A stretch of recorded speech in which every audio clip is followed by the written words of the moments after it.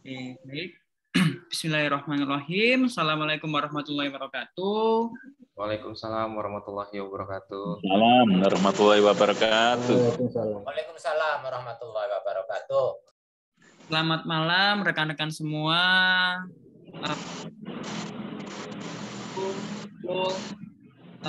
Budaya salam kebajikan ya. Saya harap untuk teman-teman peserta ini yang saya hormati, yang pertama ada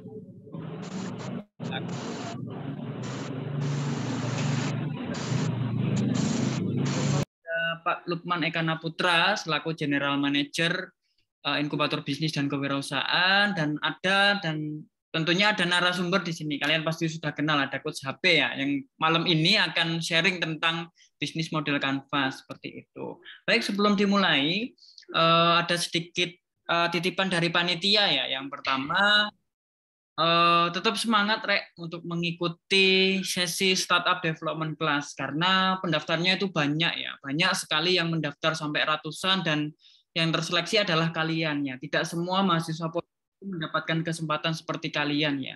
Tetap rajin sampai akhir, nanti dapat mungkin ada voucher pulsa nanti sebagai ganti dari operasional kalian ya, mengikuti setiap malam mungkin, dan juga berkesempatan untuk dapat melakukan kunjungan lapang ya, dengan kondisi bahwa pandeminya tidak semakin memburuk nanti di akhir kegiatan ini, dan nanti kalian juga bisa melakukan magang kewirausahaan. Kalian bebas menentukan mau magang di mana, berapa lama, nanti kami berikan pendanaan untuk itu, bantuan pendanaan untuk itu. Maka dari itu silakan diikuti sampai akhir, karena fasilitas-fasilitas itu syaratnya adalah kalian minimal 80% mengikuti Startup Development Class untuk layak ya, kita sebut sebagai alumni dari Startup Development Class. Baik, itu saja. Dan juga nanti silakan disiapkan apapun itu, entah camilannya, entah kopinya, snacknya, dan lain sebagainya, untuk bisa menyimak ya materi yang sangat bagus pada malam hari ini terkait tentang bisnis model Canvas ya. Santai saja kita sambil mencerna apa informasi dan insight baru dari Coach HP nanti. Dan jangan lupa di tengah-tengah sesi nanti akan saya share ya absensi, silakan kalian isi, dan juga ketika ada pertanyaan biar tidak lupa bisa ditulis di kolom chat maupun disampaikan ketika Coach HP nanti selesai menyampaikan materi, seperti itu.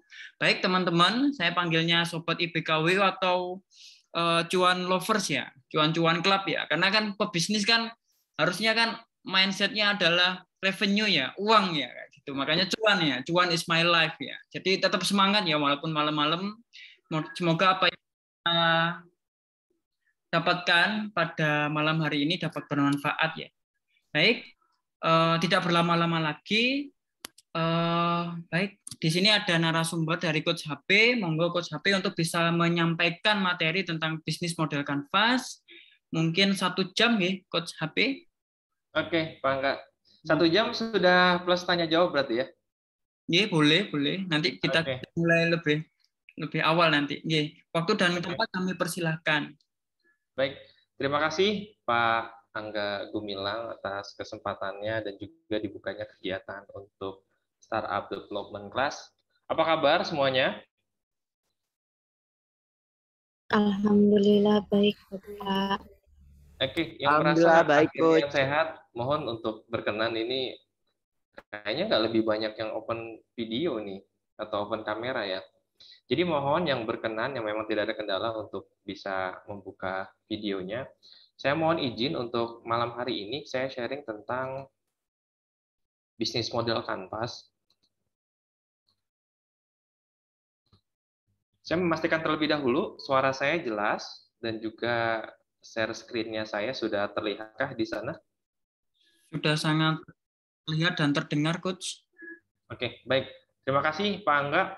Ini buat Sobat Cuan IBKWU. Benar atau enggak ya saya? Semoga benar ya. Nah, ngomongin bisnis model Canvas, memang ini sudah menjadi hal yang bagi sebagian orang memang udah menjadi hal yang biasa untuk digunakan, apalagi pada saat membuat sebuah usaha rintisan, apakah itu di startup digital maupun di bisnis secara umum kayak gitu. Nah, hari ini saya dapat kesempatan untuk ngomongin bisnis model Canvas. Kalau melihat dari kurikulum di Startup Development Class, kiranya materi ini nanti akan sangat berkaitan dengan materi-materi yang lainnya. Jadi kalian nanti goals untuk setelah kegiatan ini adalah mampu untuk sekiranya mengisi dari kanvas yang sekiranya untuk kalian buat ya model bisnisnya sesuai dengan apa yang kalian rencanakan usahanya. Kalau melihat dari kegiatan SDC, pastinya ada sebagian yang sudah punya usaha, ada yang sebagian belum punya usaha. Nah, karena waktu saya hanya sekitar 60 menit, saya mohon izin untuk nanti penyampaian materinya bisa jadi ritmenya akan lebih cepat karena menyesuaikan nanti biar lebih banyak diskusi. Jika memang nanti sudah ada akhirnya yang ingin didiskusikan, mohon untuk langsung diketik di kolom chat karena untuk kalian memudahkan pemahaman kalian itu sebenarnya langsung dengan praktek kayak gitu. Nah, saya tidak tahu nanti after kegiatan ini apakah nanti ada evaluasi mungkin dari IBKWU untuk akhirnya ada, memang kalau dari pemateri tidak memberikan tugas, mungkin dari IBKWU sendiri nanti ada kegiatan untuk mengevaluasi dari masing-masing modul yang diberikan ke peserta SDC, atau nanti dalam bentuk lain ya, karena itu akan untuk akhirnya mengevaluasi apakah dari apa yang sudah disampaikan oleh pemateri itu sudah bisa dicerna, sehingga akhirnya diolah menjadi satu hal yang akhirnya itu bisa ditampilkan. Saya masuk ke definisi terlebih dahulu, ngomongin bisnis model. Ada yang menyebutnya model bisnis, itu tinggal dibulak-balik. Ada yang frasenya bahasa Inggris, ada yang frasenya itu bahasa Indonesia. Dan memang lebih banyak orang menggunakan bisnis model gitu. Nah, Canvas ini memang dikenalkan oleh yang namanya siapa? Alexander Osterwalder. Dia membuat satu konsep yaitu business model generation, di mana di sana akhirnya di mana bisnis model ini digunakan sebagai logika. Berarti logik nih masuk akal, terutama untuk sebuah perusahaan ataupun nanti usaha rintisan, bagaimana untuk menghasilkan ya yang pastinya pendapatan ataupun revenue yang tadi Pak Angga sudah menyinggung, yang pastinya itu untuk akhirnya bagaimana penghidupan itu dia terus bisa terus jalan kayak gitu. Di era saat ini yang menarik, ngomongin bisnis model itu kalian mungkin secara goreng pakai tepung, yang satu ayam goreng pakai sambal, yang satu pakai tepung lalu sambalnya di request gitu. Apa yang membedakan? Ya kan? Di sana bisnis modelnya sama, yaitu adalah bisnis kuliner. Akan tetapi ada yang berbeda di sana, yaitu adalah proporsi nilainya. Yang satu ayam goreng pakai tepung, yang satu ayam goreng pakai sambal, yang satu ayam goreng pakai tepung, lalu sambalnya bisa request. Ada perbedaan di sana. Kategori bisnisnya sama, yaitu adalah bisnis kuliner. Kemudian kalau ngomongin bisnis model gitu kan, pastinya kalian peserta SDC siapa yang tidak menggunakan aplikasi Gojek coba? Siapa yang tidak menggunakan aplikasi Gojek? Atau dibalik deh pertanyaannya gitu ya. Siapa yang menggunakan aplikasi Gojek? Atau yang mendownload deh yang di handphonenya itu punya aplikasi Gojek misalnya. Atau aplikasi Grab deh. Kedua itu deh, coba. Siapa yang akhirnya coba ketik saya kalau akhirnya kalian di smartphone kalian itu ada kedua aplikasi tersebut. Apakah itu aplikasinya untuk pesan makanan atau apapun itu penggunaannya. Yang penting sekarang siapa nih yang akhirnya sudah mendownload lalu ada di handphonenya aplikasi Gojek ataupun Grab. Ini baru satu orang. Ini pesertanya ada berapa nih? Ada 30 orang ya. Ada 2 orang. Ada 3 orang. Kita cek. Ada 4 orang. Pak Angga juga pastinya ya. 5, 6. Kemudian berapa? 7, 8, 9. Oke.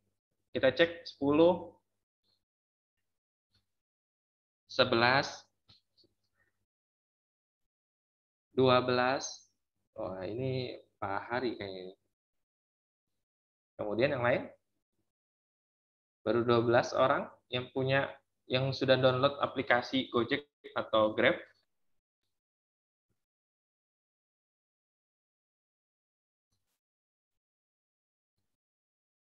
Oke, tadi yang menyampaikan siapa tadi ya? Ahmad Mubarok mana ya? Ada? Oke, Ahmad. Coba ini dari dulu. Oke. Suara kamu oke, Ahmad? Mana Ahmad ya? Coba, mana? Halo, Coach. Halo. Oke. Halo. Oke. Mungkin bisa off kamera dulu, nggak apa-apa. Coba. Oke. Nah, kalau menurut Ahmad kamu ya bisnis modelnya dari Gojek itu apa? Bisnis modelnya Gojek itu seperti perantara gitu, Coach. Oke. Perantara untuk penyedia makanan dan konsumen, untuk penyedia barang dan untuk pengirimnya. Jadi cuma perantara. Perantara. Oke. Oke. Gitu. Oke, makasih. Nah, ini tadi siapa lagi nih yang akhirnya Chandrika, mana Chandrika? Chandrika ada? Chandrika bisa buka mikrofonnya? Chandrika ada? Kendala kayaknya. Ini siapa lagi sebelumnya? Ini ada Virus. Virus mana ya Virus? Cornelia tadi ada aplikasi nggak ya Cornelia? Ada, tapi sudah tidak pernah menggunakan. It's okay, nggak apa-apa. Saya nggak tanya udah digunain atau enggak. Oke. Chandrika, Cornelia, saya coba pin kamu dulu ya. Saya butuh diskusi soalnya. Oke. Kalau menurut kamu ya, bisnis modelnya, kamu Gojek atau Grab yang kamu download pernah? Saya downloadnya Grab, Pak. Oke, Grab. Oke. Kalau Grab menurut kamu bisnis modelnya apa? Menurut saya, bisnis pada Grab itu bisnis mengenai jasa, Pak. Jasa apa spesifiknya? Antar transportasi itu Pak namanya. Jasa antar orang, makanan maupun barang yang dibeli lainnya, Pak. Oke, berarti kata kuncinya transportasi ya. Apakah itu memindahkan barang, orang, atau yang lainnya, begitu ya? Iya, Pak. Oke, nah saya mau coba satu lagi nih. Satu lagi, tadi yang bilang siapa ya? Yang Saud ya? Siapa ini ya? Ini Habib Maulana ada nggak ya? Habib Maulana? Habib bisa open kamera, open ini mikrofon? Habib? Ya, halo Coach. Halo, kamu download apa? Gojek atau Grab? Download Gojek, Coach. Oke, Gojek. Kalau menurut kamu bisnis modelnya apa, Grab? Bisnis yang menyediakan pelayanan secara online. Oke, bisnis mereka secara online. Nah, pelayanan apa maksudnya? Kalau tadi kan Cornelia bilang oke, transportasi kata kuncinya. Oh, bisnis modelnya adalah bisnis transportasi gitu. Nah, bisnis layanan spesifiknya apa kalau menurut kamu? Layanan antar jemput mungkin, Coach. Oke, antar jemput. Antar jemput, tukang beca juga antar jemput, ya kan? Lin yang kuning itu juga antar jemput gitu ya. Berarti sejenis gitu? Iya, juga. Oke, makasih ya. Makasih. Nah, jadi yang menarik adalah ngomongin tentang bisnis model gitu ya. Jadi kalian lihat sebenarnya bisnis yang dijalankan dari Gojek itu apa sih? Dia super apps saat ini gitu kan. Nah, saya sambil lanjut untuk akhirnya menyampaikan materinya, sehingga ini sebenarnya ngomongin tentang konsep ya. konsep, paradigma gitu kan. Lalu akhirnya bagaimana perusahaan itu ya dapat hidup dari apa yang dilakukan aktivitasnya gitu kan. Nah, ini adalah sebuah konsep yang memang ini ngomongin logical kayak gitu. Jadi kalian bikin produk ya kan. Saya tidak tahu, akhirnya kemarin kan saya sudah men-sharingkan juga tentang kanvas persona ya. Nanti saya akan mengulas kembali sedikit itu sebelum nanti masuk ke bisnis modelnya gitu.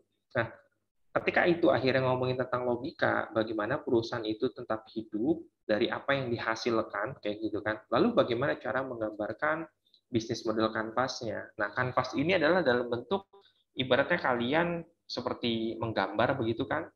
Ada kanvas disediakan, lalu di sini ada 9 blok kayak gitu. Nah, dari 9 blok itu di sini disampaikan bahwa ada 9 bagian di sini, kalau kalian lihat, memang agak kecil, nanti saya agak perbesar lagi ya. Nah, ini adalah konsepnya visual. Jadi memang untuk bisa nanti kalau akhirnya menggunakan sistem print, nanti kalian bisa pakai stick note ditempel lepas gitu. Yang ini memang meringkas atau merangkum dari 4 bagian besar, terutama dalam sebuah entitas perusahaan yang memang mulai dari pelanggan. Pelanggan itu nanti akan dikenal dengan yang nama user ataupun customer, itu dua hal yang berbeda. Kemudian ngomongin tentang penawaran. Lalu juga di sana ada sarana dan juga prasarana.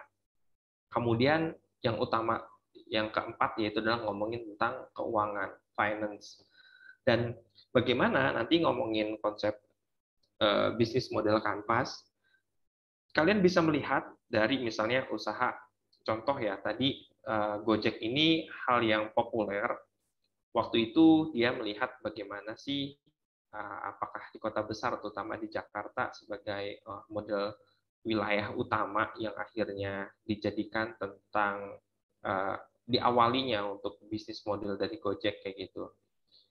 Awalnya Gojek memang memindahkan tadi, ya kan, kesannya adalah karena dia sebuah startup digital yang ditawarkan itu konsep akhirnya transportasi, karena waktu itu logonya juga jelas di sana ada apa, ada orang naik motor gitu kan, lalu ada tulisan Gojek dan jelas di sana kayak gitu.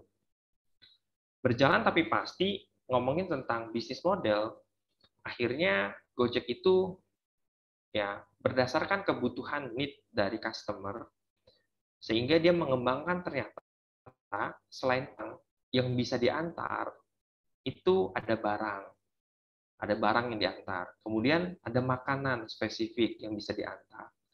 Kemudian untuk dalam bentuk lain, Gojek memberikan satu akhirnya penawaran untuk akhirnya bisa sebagai jasa layanan pembayaran, sehingga ada GoPay. Ternyata nilai dari pertambahan untuk orang menyimpan uang di GoPay itu nilainya besar banget gitu. Sehingga saat ini dari bisnis model Gojek yang awalnya itu tentang transportasi, memindahkan barang satu ataupun orang ataupun hal yang lainnya dari tempat satu ke tempat yang lain, sekarang berpindah ya kan, mengembangkan untuk sebagai bisnis modelnya di fintech. Nah, mungkin nanti Pak Angga nih bisa menambahkan ya untuk terkait, karena ini dari apa yang saya baca gitu, dari referensi, sehingga financial teknologi dia sekarang mengembangkan untuk akhirnya sebagai alat pembayaran. Lalu saat ini Gojek sudah merger ya kalau tidak salah, bukan mengakuisisi, jadi dengan Tokopedia jadinya GoTo, di mana Tokopedia sebagai super apps juga sekarang menjadi Dekakon. Sebelumnya ada Unicorn, Dekakon, pokoknya ada kon-konnya gitu, ada beberapa, dan saya pun baru mempelajari juga untuk terkait di startup digital gitu. Dan ternyata mereka akhirnya menjadi satu company bersama, yaitu jadi GoTo, di mana akhirnya bisnis untuk financial teknologinya, karena di Tokopedia pun ada juga kan untuk akhirnya alat pembayaran nanti bisa pakai GoPay gitu, di mana nanti orang-orang akhirnya menggunakan alat pembayaran melalui aplikasi di Gojek. Sekarang lewat Gojek kita Dari GoPay-nya kita bisa untuk melakukan transaksi pembayaran hampir semua kegiatan yang berhubungan dengan non cash ya. Selain itu juga ada aplikasi yang lain kayak gitu. Nah itu kalau ngomongin bisnis di bidang startup digital gitu. Kemudian tadi saya menyinggung terkait yang satu ayam goreng pakai crispy, ya kan? Yang kita kenal misalnya dengan nama Fried Chicken, ada brand tertentu yaitu saya sebut merek misalnya Kentucky Fried Chicken. Kemudian ada yang bikin ayam goreng lalu pakai sambal, ya kan? Dan macam-macam brandnya kayak gitu.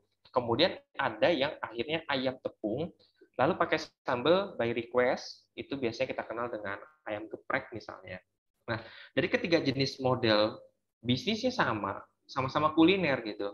Hanya ada yang ditawarkan berbeda gitu, yaitu adalah proporsi nilainya yang nanti saya akan sampaikan.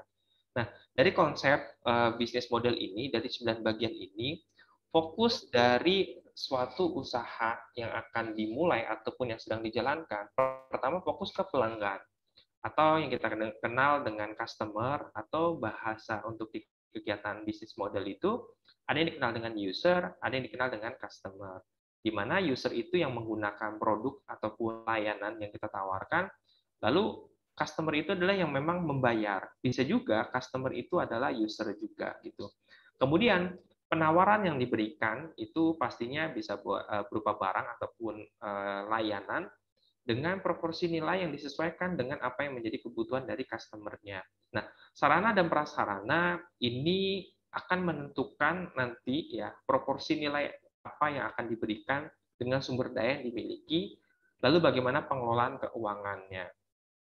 Saat ini misalnya kalian ya sobat SDC menggunakan aplikasi WhatsApp ya. WhatsApp itu kalau tidak salah hampir 2 miliar orang yang menggunakan. Kalau tidak salah ya. Kemudian Instagram itu 1 miliar sekian. Atau kalau di total itu untuk sekarang Facebook beralih menjadi Metaverse, itu pun lagi happening banget, terutama di teman-teman yang bergerak di kewirausahaan ataupun di startup digital gitu. Bagaimana mereka mendisrupsi dirinya sendiri untuk akhirnya menjadi meta. Jadi semuanya jadi meta nih. Udah Facebook, Instagram, kemudian ada WhatsApp, lalu juga satu lagi apa ya? Siapa? Kalau nggak salah ada 4 yang paling besar ya. Nah, itu ngomongin bagaimana akhirnya konsep bisnis modelnya dari Facebook itu dia mendisrupsi itu kan dirinya sendiri kayak gitu. Nah, itu perkembangan akhirnya yang menarik sebenarnya gitu. Kalau sebagian yang concern di bisnis digital gitu. Nah, kalau ngomongin ayam goreng sekarang gitu, apa sih yang membedakan ayam goreng yang satu dengan ayam goreng yang lain kayak gitu? Yang satu pakai tepung, yang satu tadi pakai sambal, yang satu ayam tepung lalu sambalnya by request. Nah, bisa jadi itu ngomongin tentang apa yang ditawarkan kayak gitu. Nah, ngomongin keuangan juga sama, menarik gitu. Kenapa ya? Ada bisnis tertentu itu dia dapat duitnya dari mana sih? Kok ngasih layanannya gratis gitu? Misalnya saat ini kita menggunakan WhatsApp tadi, kan kita nggak bayar ya. Coba seandainya pakai WhatsApp itu bayar, apakah kalian mau menggunakan? Kalau sudah terlanjur, sudah terbiasa dengan WhatsApp, kiranya apakah beralih ke Telegram atau mungkin beralih ya kan kembali ke SMS gitu, pakai pulsa reguler, dipotong berapa rupiah begitu setiap kali SMS gitu. Kalian pernah merasakan atau tetap sekarang menikmati diterima, mohon maaf, menerima SMS tapi nggak pernah membalas SMS gitu. Biasanya dari bank atau mungkin ada yang menawarkan pinjaman ya. Ya. Kenapa ya? Ada bisnis tertentu itu bisa ngasih layanan gratis, lalu bagaimana dia bisa mendapatkan penghasilannya? Kalian bisa lihat nanti bagaimana. Inilah ngomongin konsep bisnis model kayak gitu. Sehingga di era saat ini digitalisasi ada bisnis model yang akhirnya memang dia tidak memberikan biaya untuk orang-orang menikmati layanannya gitu. Tapi ada cara lain untuk akhirnya bisa mendapatkan keuangannya ataupun pendapatannya. Ketika ngomongin bisnis model, ini gambaran lebih besarnya kalau kalian lihat di sebelah kiri itu karena di sebelah kiri itu bagian dari cost structure di sana disebutkan gitu. Jadi sebelah kiri kalau ngomongin bisnis model ini gambaran besarnya. Nanti di sebelah kiri itu ngomongin ada di internal perusahaan, ngomongin tentang produk, bagaimana produk yang diciptakan itu dia melihat ke bagian eksternal terlebih dahulu, ngomongin pasarnya gitu. Di sana ada customer segment gitu kan. Customer itu kan terbagi, jadi kalian kebanyakan memang ada sebagian gitu kan ya, pelanggannya siapa gitu, semua gitu, padahal tidak semua orang itu bisa dilayani untuk di satu layanan ataupun produk kayak gitu. Kemudian ada bagian tengah-tengah yang itu terkait dengan eksternal maupun internal, yaitu adalah di value proposition ataupun proporsi nilai. Kalau kita ngomongin revenue, itu berasal dari luar, dari eksternal. Kalau kita ngomongin cost structure di bawah, itu ngomongin tentang internal, bagaimana pengelolaan keuangan di sana. Sumber daya yang dimiliki, ada key resources, kemudian juga aktivitas kunci yang dilakukan, lalu juga ada mitra kunci yang akhirnya memang menjadi partner dari kegiatan untuk menghasilkan layanan ataupun produk. Itu ngomongin tentang internal, untuk menghasilkan produk maupun layanan. Nah, eksternal ini ngomongin pasar. Bagaimana sih orang-orang untuk akhirnya mudah mendapatkan barang ataupun layanan kita, lalu kemudian bagaimana ya menjaga hubungan erat untuk akhirnya tetap terikat dengan customer. Ini terbelah di value proposition.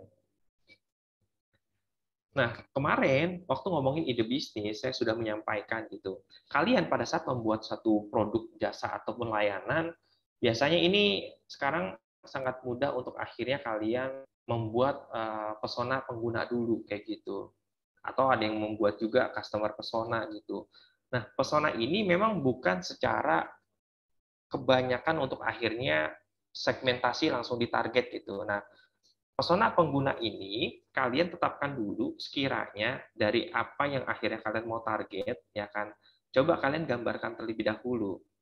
Ini namanya siapa sih gitu di profil. Mungkin satu atau mungkin beberapa orang gitu, belum mencerminkan kebanyakan orang, akan tapi ini bagian dari representatif orang-orang yang ingin kita bantu.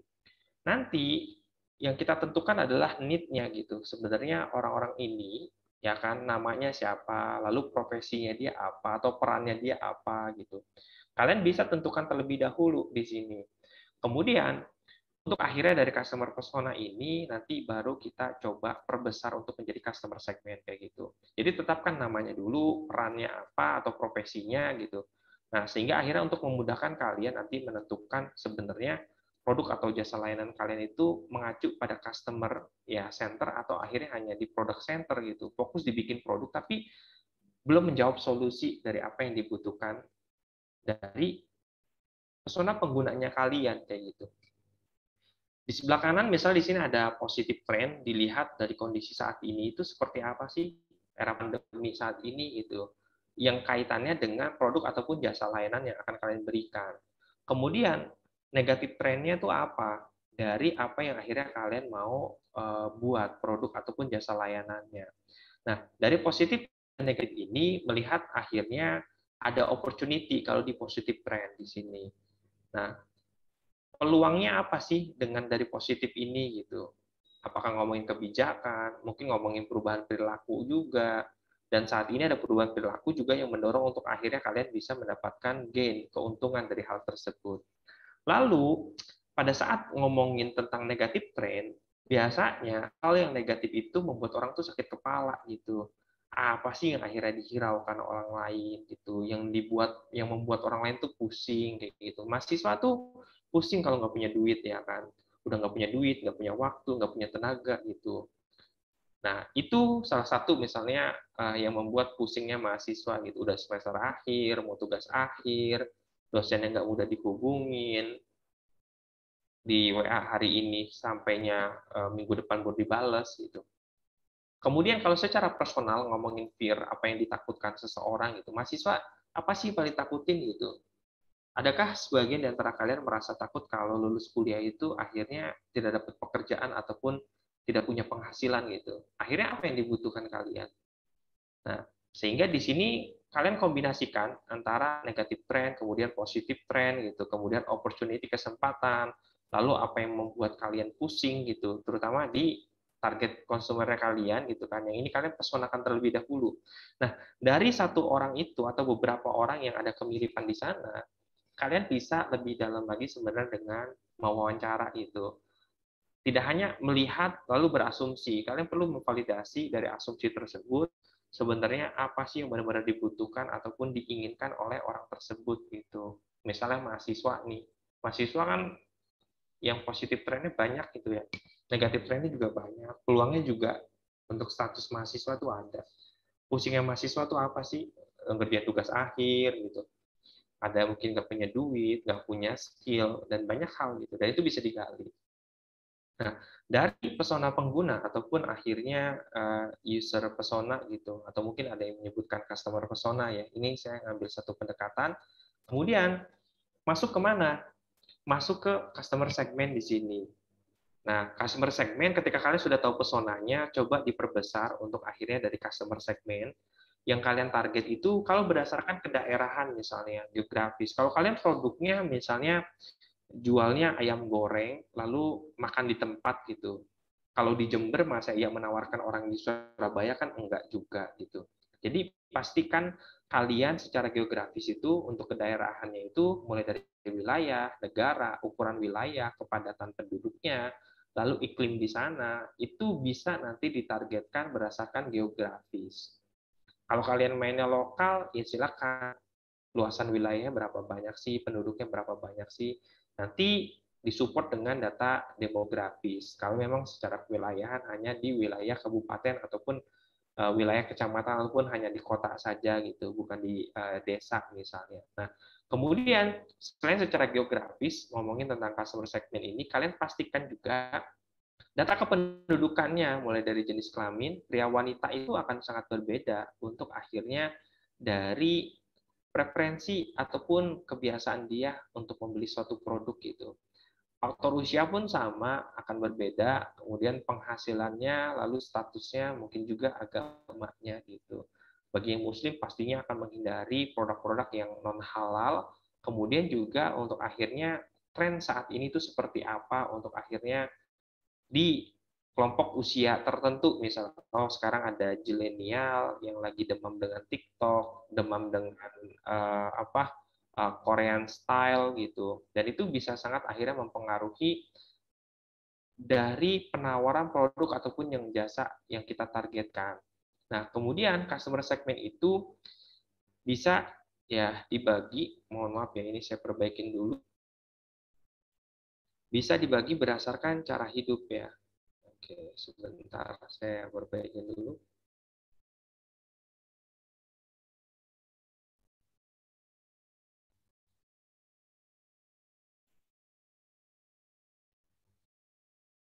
Nah, saat ini, terutama untuk di era digitalisasi saat ini ya, apalagi masuk era pandemi, secara psikografis, ya pola hidup, cara hidup, ya bagaimana akhirnya orang-orang itu punya perilaku yang berubah.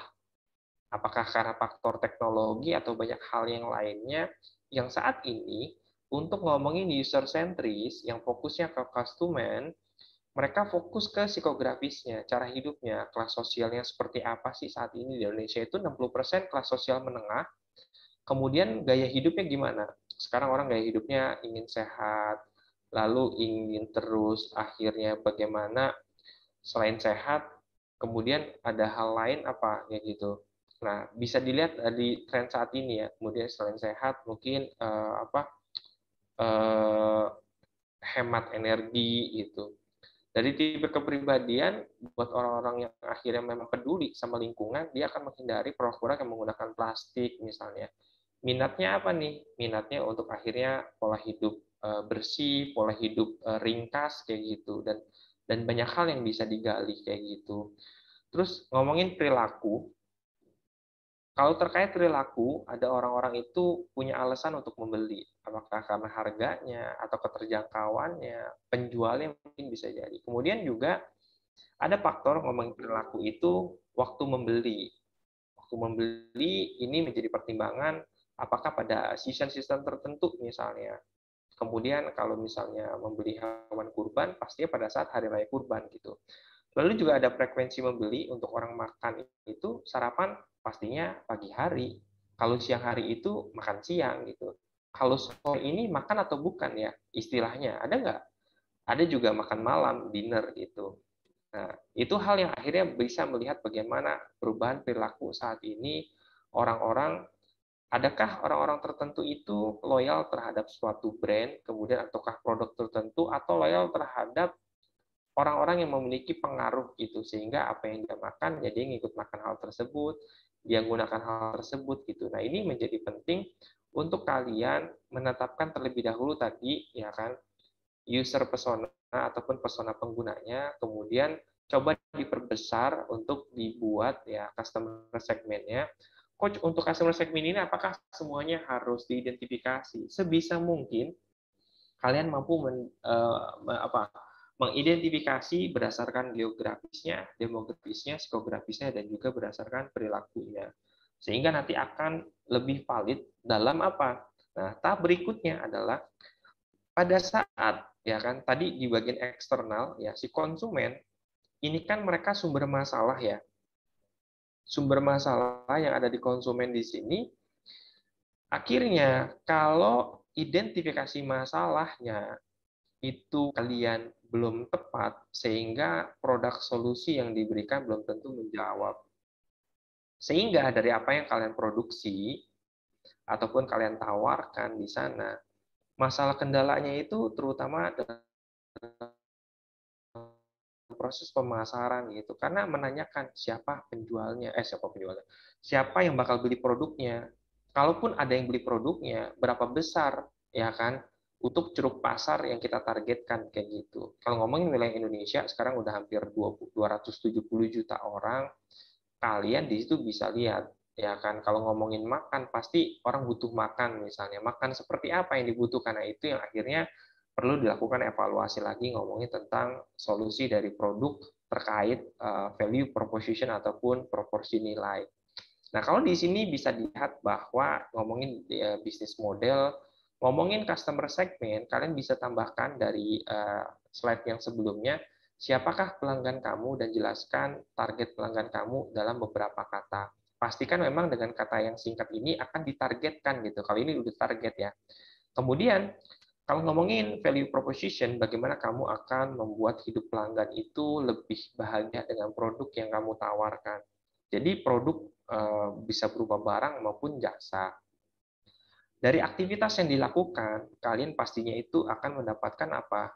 Mendapatkan revenue. Nah, sebelum mendapatkan revenue, sebenarnya ya pelanggan kalian itu dapat produknya itu dari mana sih? Jadi proses distribusi ataupun penyampaian ya pengiriman, penerimaan, bagaimana pelanggan tahu produk kalian itu ada di mana dan bagaimana untuk mereka mendapatkannya, itu ngomongin channelnya. Nah, dari aktivitas perpindahan value proposition dari kalian sebagai produsen ke konsumen lewat channel akhirnya saluran distribusi yang kalian sudah lakukan, baik itu secara langsung, offline maupun online, akhirnya kalian mendapatkan revenue stream di sini. Aliran pendapatan dari mana saja sih sebenarnya sumber penghasilan kamu, dan berapa banyak nilai yang dihasilkan dalam periode waktu tertentu. Nah, dari situ setelah after terjadinya transaksi penjualan, baik itu secara langsung, ya offline maupun online, bagaimana sih kamu akhirnya tetap berinteraksi dengan pelanggan, lalu bagaimana kamu dapat mengikat perasaannya untuk terus ingat dengan brand produk dari kamu. Dari situ, pastinya kan ada aktivitas ya yang kita lakukan. Di sini ada key activity gitu. Nah, di key activity di sini, bagaimana akhirnya kalian bisa berpikir langkah-langkah untuk mengakuisisi ya ataupun tetap terus menjaga untuk konsumen itu tertarik dengan produk ataupun jasa layanan kalian. Nah, untuk bisa mendapatkan ya aktivitas yang akhirnya dapat tersampaikan ke konsumen, berarti sumber daya yang kita miliki, di key resources, apa sumber daya yang kamu miliki, atau mungkin yang kamu butuhkan untuk akhirnya melakukan aktivitas untuk memberikan value proposition di sini yang memang untuk ditransfer ke konsumen lewat sini. Dan ini akhirnya untuk kalian bisa mendapatkan gain ke sini. Nah, dari sumber daya yang kita miliki, bisa jadi belum terpenuhi oleh diri kita sendiri, sehingga kita butuh mitra utama yang dapat mendukung untuk kita akhirnya memiliki keunggulan kompetitif terhadap kompetitor. Dari situ ada cost biaya yang kita butuhkan ataupun kita hasilkan untuk dapat bagaimana menawarkan produk. Sehingga dibutuhkan ini berarti wajib dipenuhi gitu. Kalau tidak, kita tidak bisa memberikan jasa ataupun produk layanan ke customer.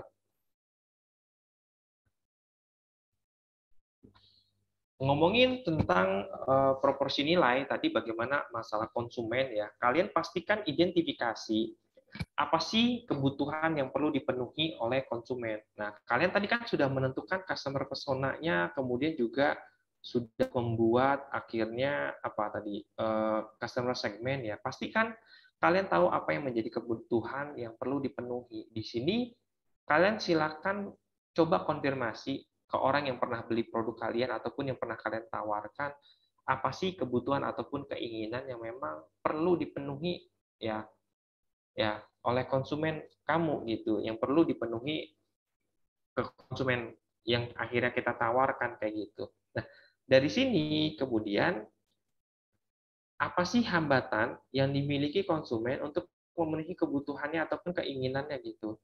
Dari apa yang dia butuhkan, dia bisa jadi punya hambatan untuk akhirnya belum mampu memenuhi kebutuhannya dia ataupun keinginannya dia gitu. Kemudian juga lihat apa sih yang menjadi kemudahan untuk mereka itu bisa mendapatkan kebahagiaan ataupun kesenangan dari kebutuhan mereka gitu yang ingin dipenuhi. Nah, ketika ini akhirnya bisa kalian temukan jawabannya, ini akan mempermudah untuk kalian dari masalah itu untuk nanti ditentukan produk ataupun solusinya kayak gitu. Nah, ini menjadi penting untuk kalian akhirnya bisa menjawab terlebih dahulu, ya kan? Apa-apa yang menjadi masalah konsumen dari pertanyaan-pertanyaan ini gitu. Sehingga nanti akhirnya kalian bisa lebih valid untuk akhirnya mendapatkan ya produk ataupun jasa layanan yang sekarang kalian sedang jalankan. Nah, untuk menjawab produk maupun solusi ya dalam bentuk produk bisa layanan ataupun jasa, di sini produk dan juga layanan yang kamu tawarkan itu pastikan itu memang ya memenuhi kebutuhan dan juga keinginan mereka. Jadi mulai dari sini dulu kan gitu. Dari sini baru dari sini kejawab gitu. Kemudian ketika kita tahu ya kan ada hambatan yang dialami oleh konsumen, kita berikan solusi untuk akhirnya konsumen itu bisa berkurang hambatannya ataupun malah hilang hambatannya gitu. Dan juga pastinya identifikasi hambatan apa yang akhirnya kamu dapat bantu selesaikan yang ada di konsumen. Kemudian juga bagaimana cara meningkatkan kemudahannya gitu. Udah hambatannya dikurangin atau dihilangkan, lalu diberikan kemudahan lagi kayak gitu. Sehingga apa yang kamu dapat tawarkan untuk dapat meningkatkan kemudahan konsumen dalam mengurangi hambatannya mereka. Kalau kita menggunakan aplikasi Gojek gitu ya, pastinya ada kemudahan di sana. Kita nggak perlu nggak perlu jalan ke pengkolan untuk akhirnya ketemu tukang ojek. Lalu kemudian dalam sistem pembayarannya, kalau kita nggak punya duit tunai, kita bisa non tunai gitu. Kemudian juga sangat mudah digunakan juga aplikasinya kayak gitu. Dan pastinya ketika tadi hambatan orang nggak punya uang tunai, kemudian sulit buat kembalian gitu, akhirnya itu menjadi satu kemudahan untuk akhirnya bayarnya non tunai misalnya, sehingga ada GoPay maupun ada aplikasi pendukung lainnya untuk akhirnya sistem pembayaran. Bisa menggunakan kartu kredit juga gitu atau kartu debit juga, dan ada beberapa metode pembayaran yang dapat digunakan. Nah, sampai di sini akhirnya menjadi penting untuk kalian fokus dari masalah konsumen, kemudian solusi dari produk yang diberikan untuk memiliki proporsi nilai yang akhirnya ketika kalian tahu apa sih yang sebenarnya yang ingin dipenuhi oleh konsumen, lalu hambatan ataupun kesulitan yang dihadapi oleh mereka, lalu kemudahan ataupun kesenangan apa yang mereka inginkan, sehingga produk dan layanan yang kita berikan itu menjawab di apa-apa yang memang ingin dipenuhi oleh mereka. Kemudian juga ketika hambatan itu dihilangkan dan didukung dengan adanya kemudahan, pastinya untuk ketika kalian punya masalah produk itu sulit dijual, dengan adanya kemudahan, hambatan konsumen itu hilang, atau mungkin akhirnya berkurang, produk layanan kalian itu pasti akan laku di pasaran gitu. Apa saat ini misalnya sistem pembayaran itu bisa dilakukan non tunai, metode dengan cicilan itu kan salah satu kemudahan. Hambatannya mereka belum punya uang tunai saat ini, padahal mereka butuh produk ataupun layanan yang ingin diberikan. Itu salah satu bagian dari solusi yang akhirnya menjawab apa-apa yang menjadi hambatan, kesulitan dengan adanya kemudahan yang mereka inginkan. Ketika kalian sudah melakukan segmentasi pasar ataupun segmentasi konsumen, dan kalian melakukan identifikasi dari masalahnya, kemudian dari solusi yang akhirnya kalian berikan, ya kan, lalu kalian munculkan proporsi nilainya, sehingga nanti ketemu nih yang disebut namanya fit antara masalah, ya kan, dia kawin nih gitu, sehingga jadinya fit. Nah, posisi untuk kalian menemukan ya, mengeksplorasi ya kan, kemudian melakukan satu kajian, lalu memvalidasi, sehingga nanti ada yang disebut dengan product solution fit. Ini belum marketnya ya, tapi baru sebagian untuk menjawab akhirnya produknya yang dibuat itu memang benar solutif kayak gitu, menjawab dari masalah yang ada. Dan ini nggak semudah yang dibayangkan.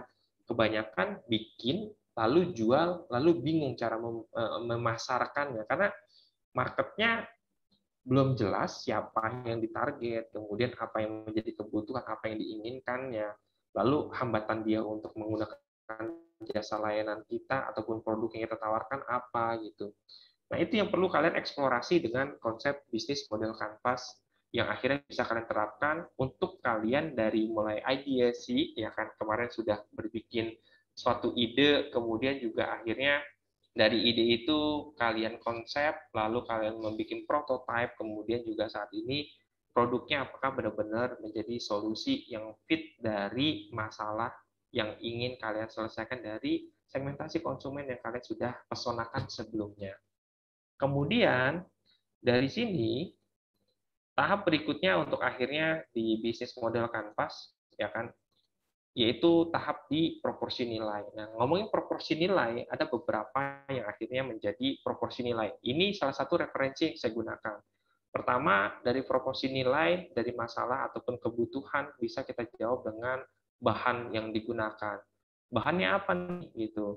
Bahannya dari air pegunungan murni, ya kan. Nah, itu berarti dari bahannya tuh, sumber bahannya tuh apa, biasanya itu disebutkan, dan itu menjadi proporsi nilai yang biasanya diperkuat dengan nanti dalam aktivitas kegiatan branding, biasanya dengan slogan yang digunakan. Kemudian ada ngomongin tentang proses, ya kan, ada 5 kali penyaringan, sehingga minyaknya ini bisa diminum seperti air, gitu. Itu ngomongin proses. Dan proses ini nanti kalau ngomongin key resources itu bisa menjadi satu sumber di mana key resources-nya yaitu dalam bentuk paten produk, paten proses biasanya. Kemudian fungsi produk yang kita tawarkan ini bisa menyehatkan, ini bisa melangsingkan, ini bisa menurunkan tekanan darah tinggi, menurunkan gula darah yang tinggi, kemudian tetap untuk akhirnya gula darahnya tetap stabil gitu. Nah, itu ngomongin fungsi produk. Itu yang akhirnya proporsi berdasarkan apa? Tadi balik lagi kebutuhan ataupun keinginan dari masalah-masalah yang dihadapi oleh konsumen kita. Kemudian harga itu, ada yang memang menginginkan harga yang murah gitu kan, harga yang terjangkau. Bagaimana produk-produk layanan yang sejenis, kenapa ada harga yang murah, kok ada harga yang mahal, kok ada harga yang tengah-tengah gitu. Nah, itu dia proporsinya bermain di harga. Kemudian ada dari segi pelayanan, kalau untuk akhirnya salah satu maskapai penerbangan, sebagian memang mendapatkan komplain misalnya terlambat gitu, karena sebagian besar mengalami hal yang sama. Kemudian yang satu ini dia layanannya itu bagus kayak gitu, karena memang dari segi harganya pun seiring, tapi dia tidak fokus di harga, tapi bagaimana memberikan pelayanan. Kemudian ada yang ngomongin tentang quality itu, biasanya quality assurance, dan situ disebutkan best quality, dan biasanya ada kaitannya dengan bahan yang digunakan kayak gitu. Dan itu tergantung akhirnya, dan bahan yang digunakan belum tentu berkualitas, dalam arti ada yang memang kalau kualitas itu pasti di bahan. Kalau bahan misalnya ada yang menjual produk pasta gigi dengan kalsium tambahan yang itu hanya alami, bisa jadi kemudian juga berukuran nanopartikel gitu. Nah, itu kan dari bahannya gitu. Nah, kalau dari kualitas biasanya memang ini kualitasnya premium. Penggunaan bahan komunikasinya biasanya ke sana kayak gitu. Kemudian juga ada kedaerahan, biasanya mengangkat lokal produk, bisa itu pangan ataupun mungkin biasanya passion ya. Passion dari kedaerahan dan itu yang khas gitu. Kalau songket itu dari Padang biasanya, kain songket. Seingat saya songket ya. Songket itu dari Padang, kemudian kalau di Jawa misalnya ada batik, batiknya pun macam-macam gitu. Kemudian nanti di NTT itu ada bahan kedaerahan yang lainnya juga gitu. Jadi pasti punya kekhasan tersendiri dan itu akhirnya yang menjadi keunggulan ataupun menjadi value proposition yang itu dikomunikasikan. Nanti aktivitas pemasaran masuk lebih spesifik di aktivitas branding dan biasanya itu disampaikan nanti sama Mas Eko ya, atau sudah atau belum ya, saya lupa urutannya. Eksklusivitas ataupun kekhususan dari produk biasanya ini selain kalau kualitas mungkin premium ya, kalau eksklusif itu di atasnya premium gitu, ada keterbatasan di sana biasanya. Dan itu menjadi satu hal, ada keinginan sebagian orang itu untuk terpenuhi menjadi pribadi yang eksklusif gitu, karena yang disentuh emosionalnya di sana mungkin lebih gengsi dan menjadi hanya orang-orang yang tertentu yang akhirnya punya ini barang atau menikmati jasa layanan. Nah, hal ini yang akhirnya kalian kalau misalnya ngomongin eksklusif gitu kan ya, itu ada yang hotelnya itu satu malam sekian puluh juta, ada yang hanya sekian ratus ribu gitu. Nah, itu bisa masuk ke kategori eksklusif gitu. Dan kalian bisa ngeliat nanti jasa layanannya akan berbeda. Begitupun di rumah sakit. Di rumah sakit misalnya yang VVIP, ada yang kelas untuk yang sharing berdua itu jauh banget gitu. Nah, itu memenuhi untuk kebutuhan dari standar masing-masing orang gitu. Dan itu ternyata ada customer-nya. Makanya di salah satu rumah sakit BUMN gitu, misalnya saya di Jember, pernah istri itu akhirnya di VVIP, lalu kepindah ke room yang biasa, itu jauh banget gitu untuk layanannya, kemudian ya harganya juga sih pastinya. Yang pastinya memang eksklusifnya di situ yang menurut saya menjadi proporsi nilainya. Yang berikutnya adalah terkait channel, bagaimana ketika kalian sudah punya produk, ya kan, ini adalah secara umum batasan ataupun yang terkait distribusi dari produk ataupun layanan, di mana yang paling umum itu ada 3 sumber. Di sini ada produsen, kemudian ada agen besar biasanya, kemudian ada retailer, lalu sampai ke konsumen. Ada juga yang di tahap yang lebih pendek itu dari produsen, kemudian ke retailer, lalu ke konsumen, dan ada juga yang dari produsen langsung ke konsumen. Sekarang konsep channelnya itu kalau misalnya dari produsen, pabrikan, kemudian sekarang mereka juga membuka channel secara langsung untuk ke customer. Lewat apa? Lewat marketplace yang memang akhirnya itu valid. Misalnya produk Erigo ya, Erigo dan sekarang lagi boom kayak gitu kan, dia sekarang langsung tuh menjual produknya lewat toko online gitu, lewat toko online-nya, lewat marketplace, dan itu resmi, kemudian boom gitu penjualannya. Yang sebelumnya, setahu saya sebelum pandemi itu, Erigo konsep penjualannya itu langsung dia, lalu keliling di masing-masing kota, di mall-mall gitu, lalu dengan konsep dorongan beli 2 dapat 3, itu orang sampai ngantri kayak gitu untuk orang mau beli produknya kayak gitu. Dan saat ini kalian dengan konsep channel distribusi, dan biasanya Mas Eko sih ini yang lebih banyak untuk akhirnya ngomongin channel distribusi gitu ya. Nanti kalian bisa tanya lagi. Saat ini kalian nggak harus punya produk gitu. Kalian punya saluran untuk menyalurkan produk-produk yang tahu di mana orang butuh apa, lalu di mana ada ketersediaannya, kalian bisa menyalurkan, apakah itu lewat sosial media, atau mungkin kalian lewat marketplace yang kalian buat, kayak gitu. Dan itu dengan sistem pergundangan ataupun yang lainnya. Dan saat ini, misalnya saya di bidang peternakan kayak gitu, ada beberapa perusahaan yang saat ini itu langsung nih dari produsen ke konsumen. dia bikin store, sebut merek ya, Besmart, lalu juga ada Presmart kalau tidak salah ya, yang warnanya hijau lalu warnanya merah gitu.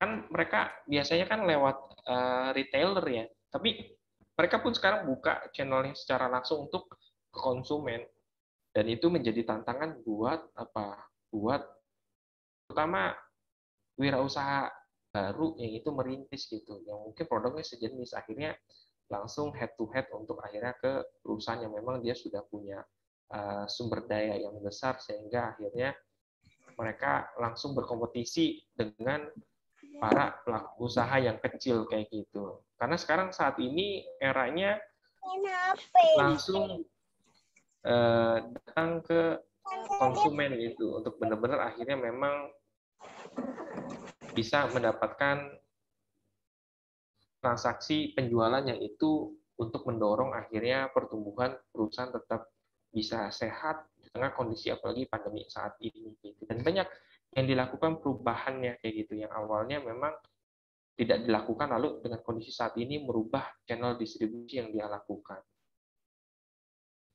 Kemudian setelah channel itu yang akan kita kenal adalah terkait customer relationship, di mana ketika kalian sudah menawarkan produk kalian, baik itu kondisinya offline, mungkin sebelum pandemi kegiatan offline itu masih banyak dilakukan dan hampir sekarang akhirnya berpindah ya kan, untuk terikatnya ataupun terjadi interaksi itu lewat secara online. Beberapa bank misalnya saat ini untuk customer relationship-nya menggunakan WA bisnis gitu. Ada yang menggunakan Telegram juga, ada yang menggunakan lewat Twitter, ada yang menggunakan customer service-nya lewat langsung chat gitu. Jadi masing-masing menyesuaikan dengan kebutuhan dan juga keinginan konsumen, dengan adanya interaksi dan hadir ya secara fisik gitu kan, bukan secara fisik, secara virtual lewat online, itu akan mendorong untuk akhirnya peningkatan kepercayaan ataupun loyalitas dari customer untuk akhirnya terus tetap menggunakan produk ataupun jasa layanan kita. Dan bagaimana kalian bisa memastikan ya lewat media apa yang itu orang akan mudah berinteraksi dengan kalian. Saat ini yang kalau saya lihat lewat menggunakan WhatsApp itu yang paling banyak digunakan untuk akhirnya customer service ya. Dan ada juga sekarang kan WA bisnis gitu. Dan dari WA miliknya Facebook sekarang sudah menggelar kegiatan aktivitas semacam pelatihan ataupun pendampingan untuk orang-orang yang memiliki bisnis untuk menggunakan WA bisnis lalu diajari gitu. Kemarin juga saya ikut terkait WA bisnis kayak gitu. Jadi bagaimana kalian akhirnya memanfaatkan sosial media sebagai bagian dari untuk menjaga hubungan, keeratan, lalu keintiman gitu dengan customer kalian yang pernah menggunakan produk kalian, dan jangan sampai lepas gitu untuk dia beralih ke kompetitor. Revenue stream, kalian bisa mendapatkan penjualan, pastinya kalian dapat uang gitu. Ini hal yang layak gitu kan, jual produk dapat duit gitu. Lalu kalau kalian bikin jasa layanan aplikasi digunakan orang gitu, lalu mereka dapat duitnya dari mana gitu. Nah, sumber lain pendapatan selain memang penjualan produk, bisa juga mendapatkan komisi ketika kalian akhirnya biasanya affiliate ya. Sistem affiliate itu ketika akhirnya orang punya barang, lalu ada link dari websitenya, lalu kita ambil linknya, kemudian kita promosikan di sosial media kita, lalu ada orang yang membeli lewat link yang sudah kita berikan dengan kode khusus dari kita bisa mendapatkan komisi dari penjualan. Dan itu juga ada sebagian ya, bisnis model company ataupun perusahaan yang menggunakan sistem komisi. Kemudian donasi misalnya. Nah, donasi itu yang saya lakukan salah satunya nih dari kegiatan Planner Academy. Orang bukan membayar tapi berdonasi sukarela gitu untuk sebagai komitmen untuk mengikuti kegiatan.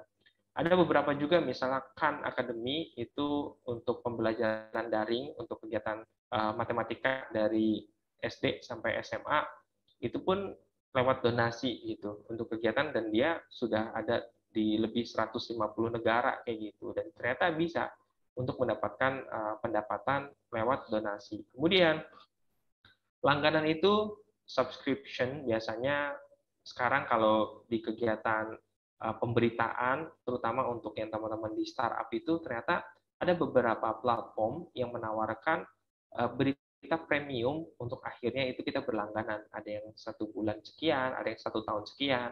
Lalu misalnya kalian kalau menggunakan Canva ya, Canva misalnya untuk yang pro itu kan langganan tuh 1 bulan atau berapa 12 bulan gitu, 1 tahun.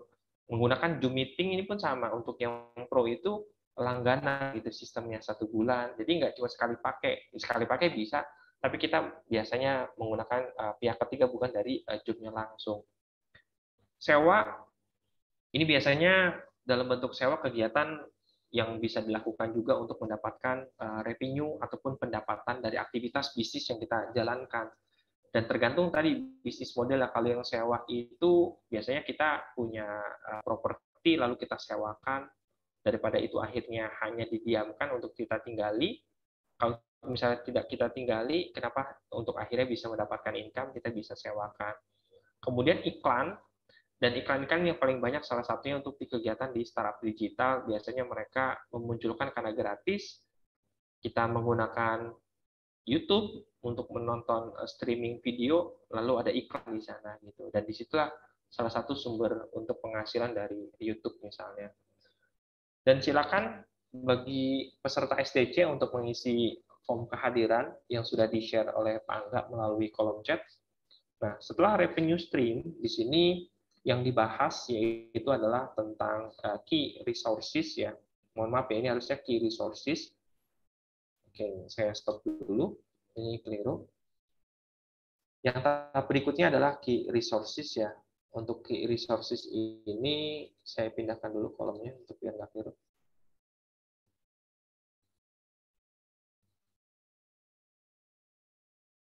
Silakan bagi yang sudah mulai ada pertanyaan untuk disampaikan di kolom chat, sehingga nanti mengefektifkan waktunya, karena waktu itu yang tidak berulang. Oke, sebentar.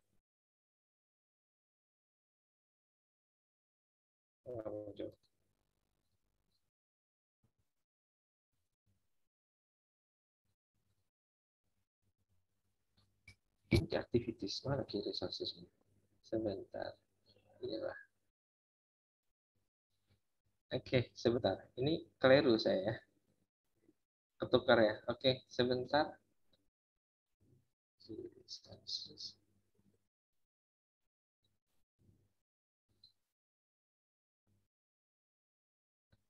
Silakan untuk mengingatkan kembali untuk kalian mengisi presensi kehadiran.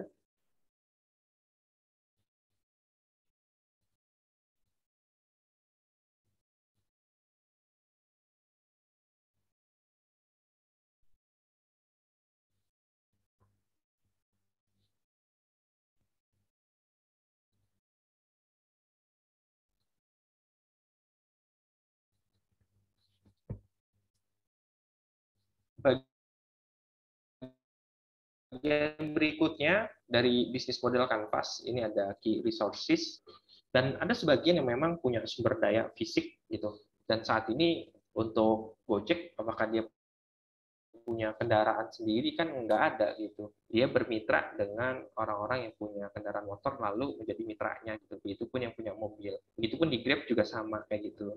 Nah, ini yang akhirnya ini fisik ini bisa disesuaikan untuk di era saat ini ya, untuk kalian membangun suatu usaha rintisan tergantung model bisnisnya, apakah perlu prasarana fisik atau tidak gitu. Untuk bisnis kuliner pun saat ini itu ternyata nggak perlu untuk punya tempat yang akhirnya di pinggir jalan gitu kan, yang mudah diakses.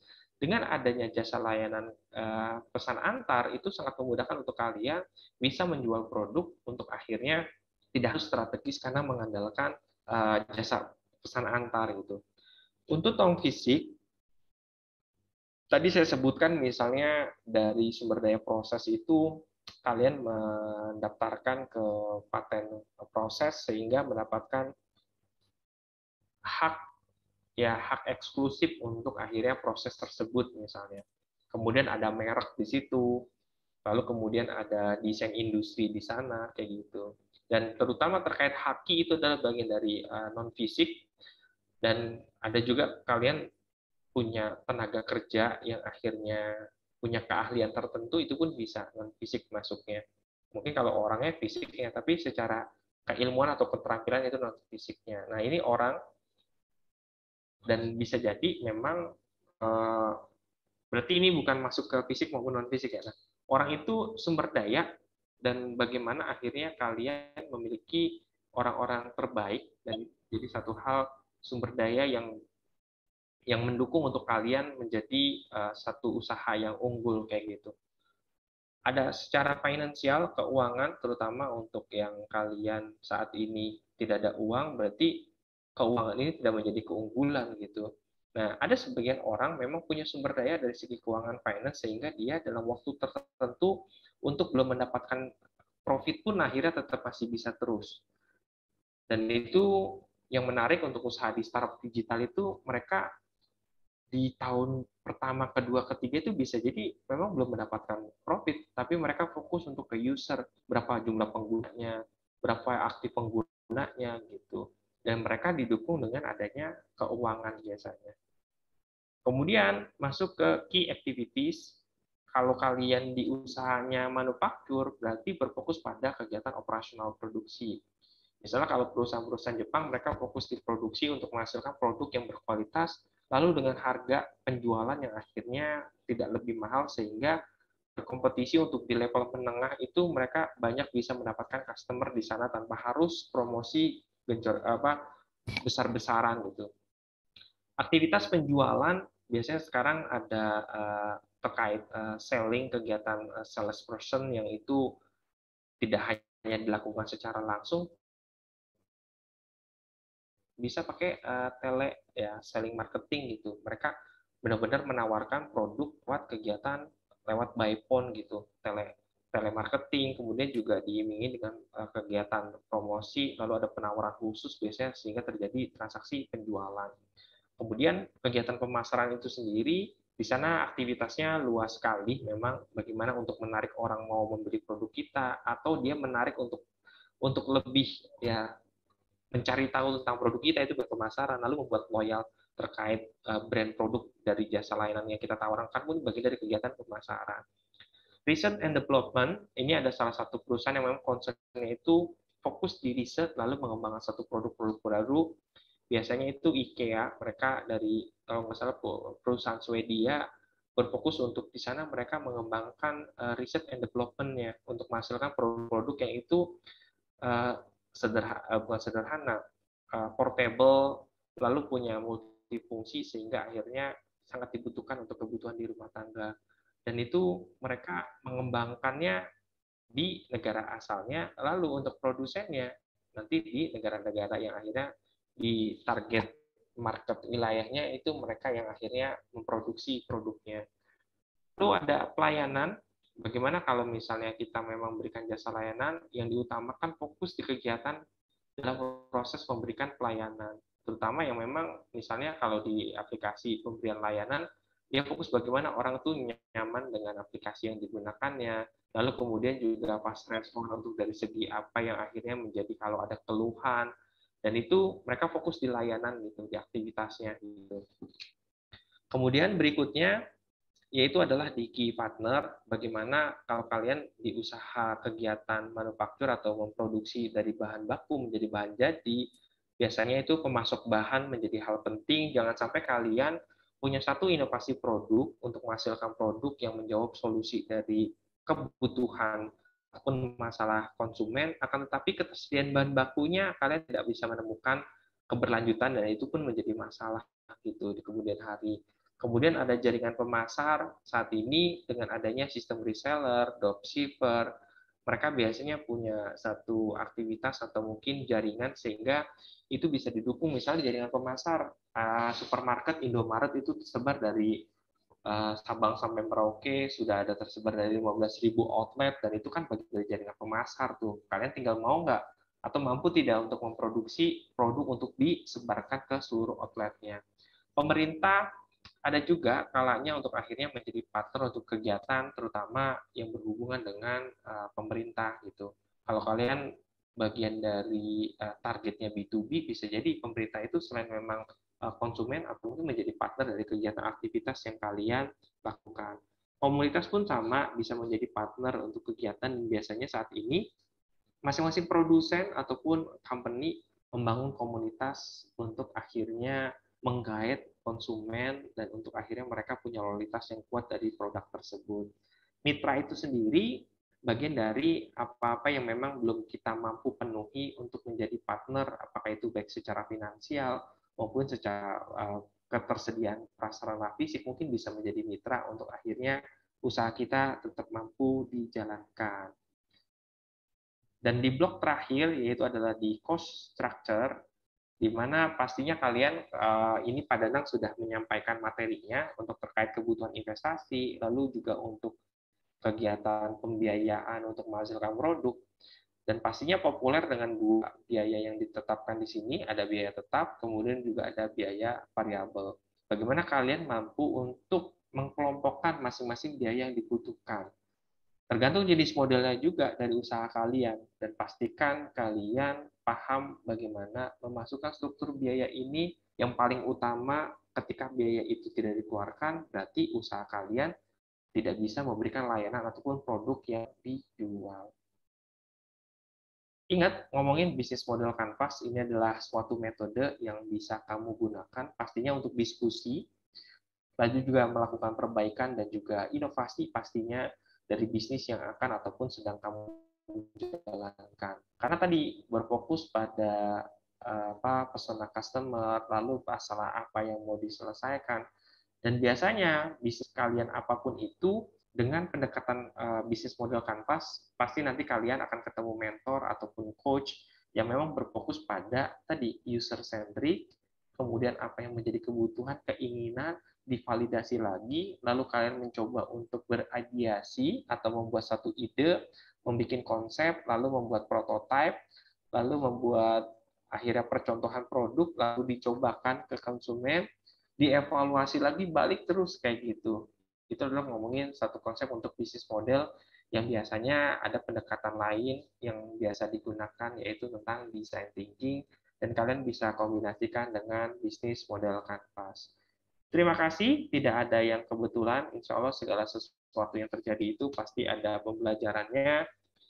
Pak Angga, mohon maaf untuk waktunya 1 jam, saya baru hanya menyempatkan untuk menyampaikan materinya, dan pastinya silakan untuk kalian yang ingin berdiskusi dan bisa menyimpan kontak saya di WA ataupun nanti bisa cek di kegiatan di Planner Academy ataupun di sosial media saya di Dosen Wirausaha. Saya kembalikan ke Pak Angga selaku apa nih ya?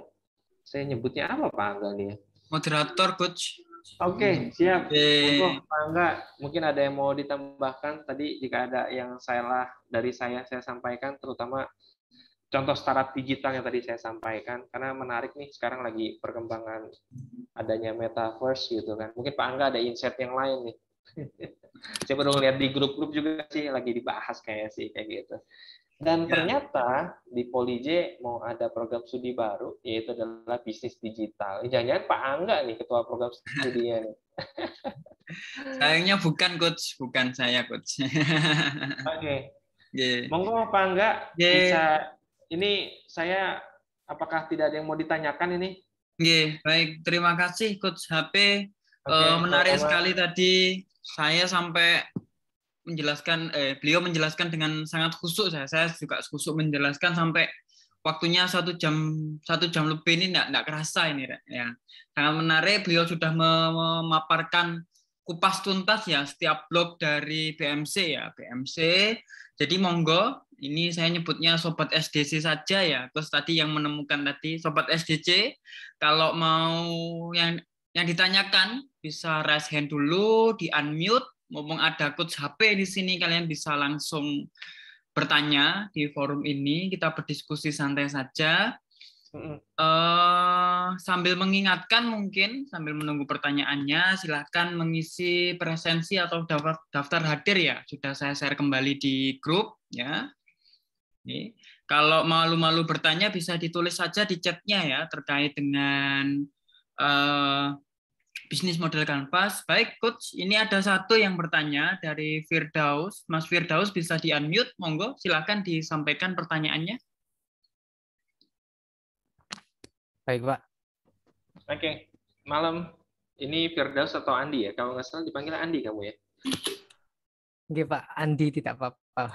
Oke, yaudah Firdaus aja kalau kayak gitu. Kamu semester berapa lupa saya? Saya baru lulus, Pak. Baru lulus? Oke.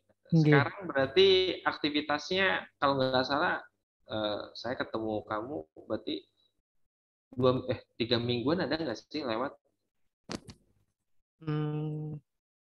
Sejak kali pertama saya Beberapa ngisi minggu kan di kemarin, awal Pak. ya. Oke. Something perubahan Nggih. apa yang kamu dapat nih sebelum kamu tanya nih untuk di kegiatan SDC kamu ikut, ada perubahan apa nih dari pola pikir kamu nih? Perubahan saya itu saya bisa menemukan ataupun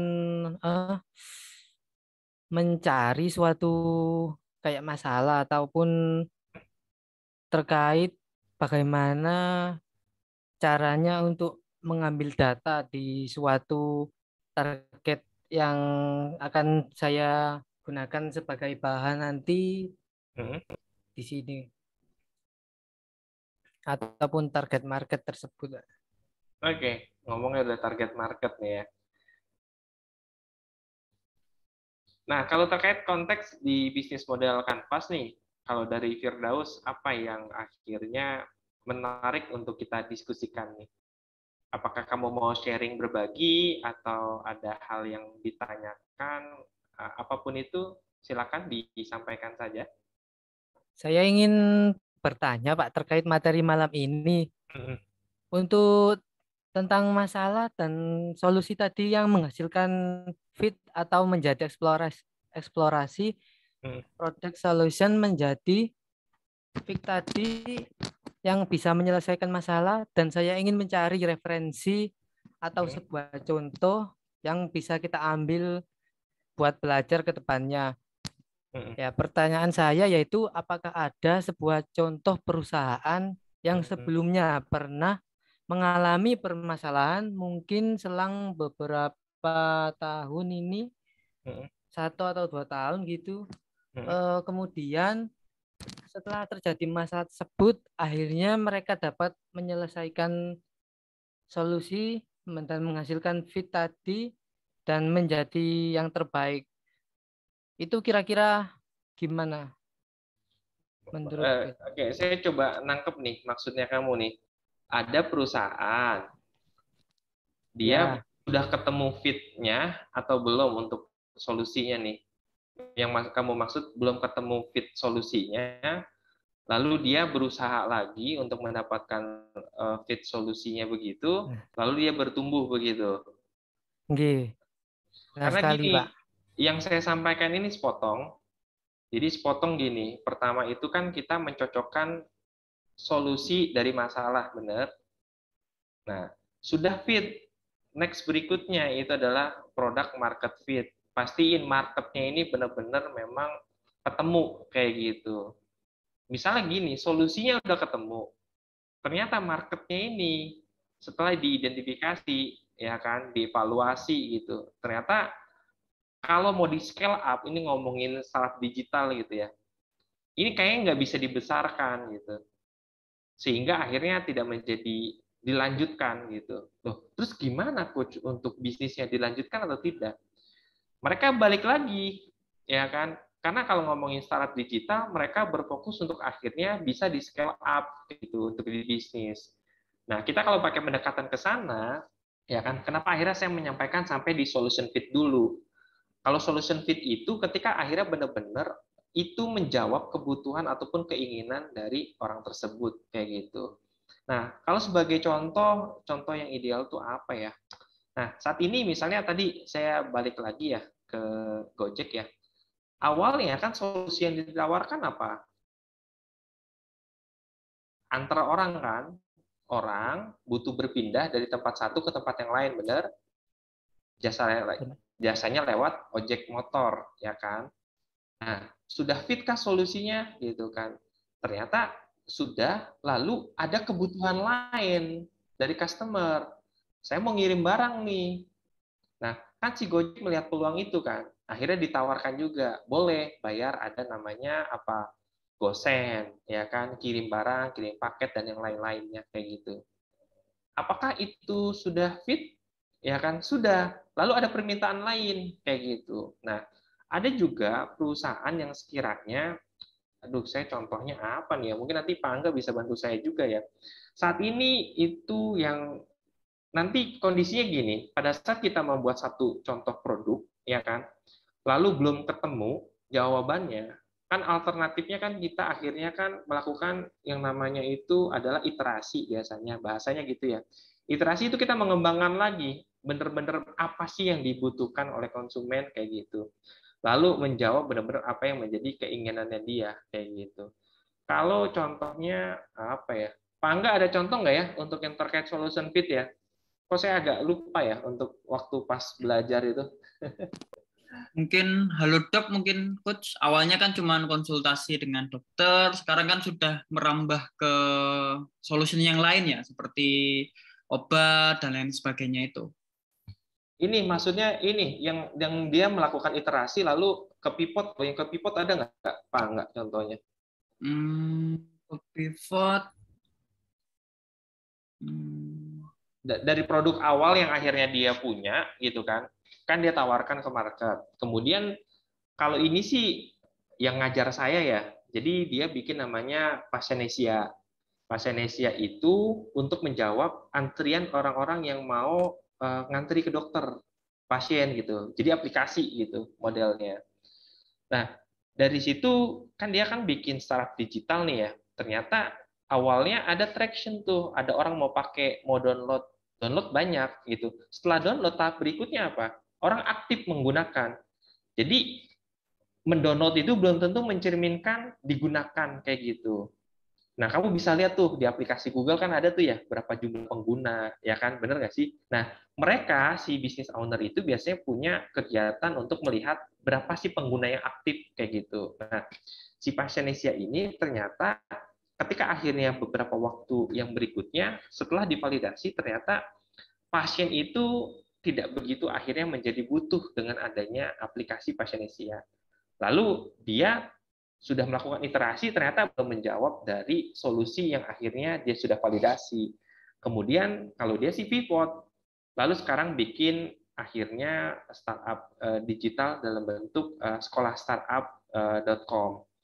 Di situ menawarkan program mentoring untuk startup founder, untuk founder startup yang ingin memulai bisnis digital.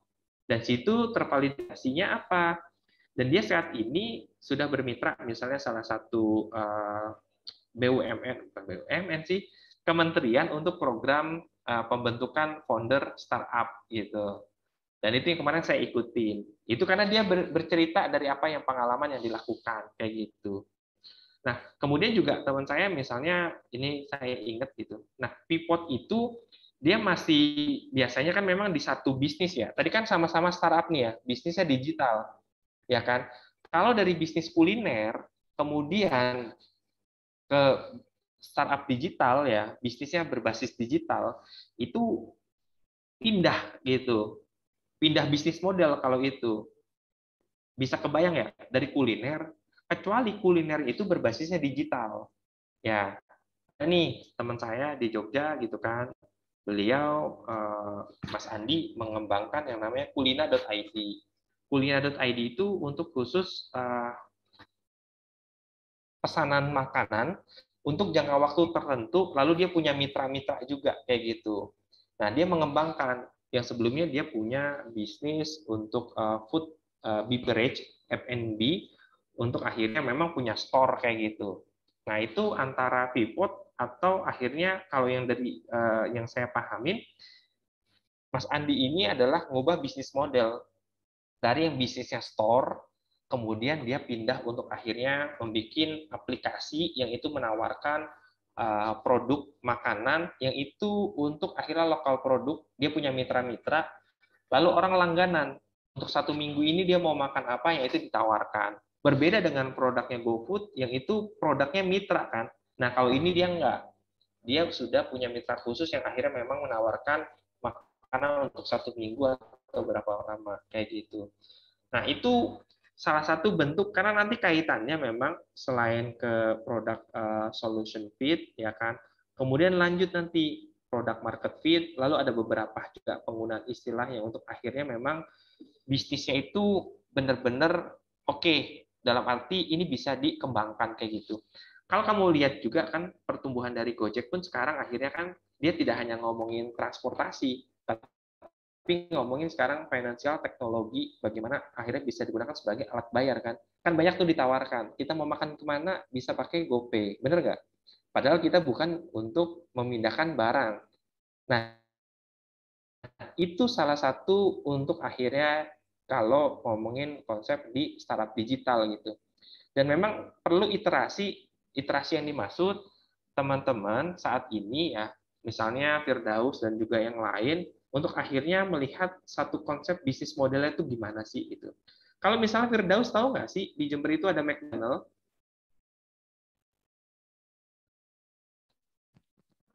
Firdaus Tahu, Pak. tahu ada McDonald ya. Tahu nggak dia jual apa? Jual dari burger, terus ayam, terus kentang gitu. Oke, nanti setelah ini kamu tolong nonton film The Founder ya. The Founder. Oke, itu kisah dari ya Ray Kroc. Dia bukan pendiri dari McDonald, dia yang akhirnya mengembangkan McDonald hingga seperti saat ini. Dari kisah ceritanya, di atas tanah itu ada bangunan yang namanya bangunan McDonald di atas tanahnya. Memang jualannya burger, ada ayam di situ. Nah, aset yang ada di bawah itu yang akhirnya menjadi bisnis utama McDonald. Dia beli tanahnya, lalu dia sewakan propertinya, lalu dia cari mitra yang akhirnya mau membeli franchise-nya. Itu konsep bisnis model dari McDonald. Jadi dia bukan jualan burger atau food and beverage, tapi bisnis modelnya adalah properti. Yang di atas propertinya itu, dia jual produk makanan. Dari sini kamu bisa nangkap.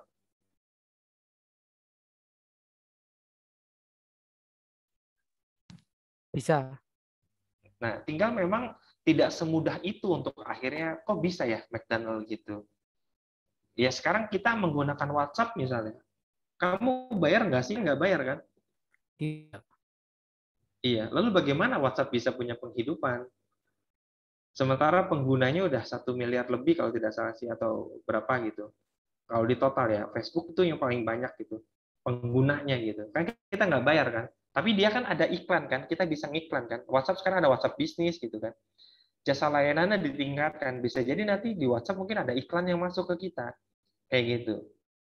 Nah, pertumbuhan itulah yang akhirnya dikejar kalau ngomongin konsep di startup digital gitu. Jadi sekarang pun di F&B pun sama gitu. Lalu ada banyak bisnis ya. Yang menarik itu tahu nggak sih apa? Saya mau share ke teman-teman. Ini saya dapat insight kemarin waktu pas pembelajaran sih. Gitu. Ini saya share ya kayak gitu. Dan kalian pasti populer dengan katanya itu. Oke ya. Nah, kelihatan? Kelihatan? Ya, sudah. Oke. Nah, ini kan katanya kan populer ya, Jamban coba. Dia ini bikin startup digital gitu, jamban.id. Dan dia ngomongin tentang apa nih? Temukan toilet umum yang bersih dan nyaman dari jamban di sekitar kamu coba. Ada yang merasa kesulitan kalau berjalan mungkin ya kan butuh toilet untuk take a pee gitu, untuk pipis gitu. Dan dia ini bikin dia kalau nggak salah ini udah scale up kalau nggak salah atau accelerate ya di tahap di bisnisnya ini gitu.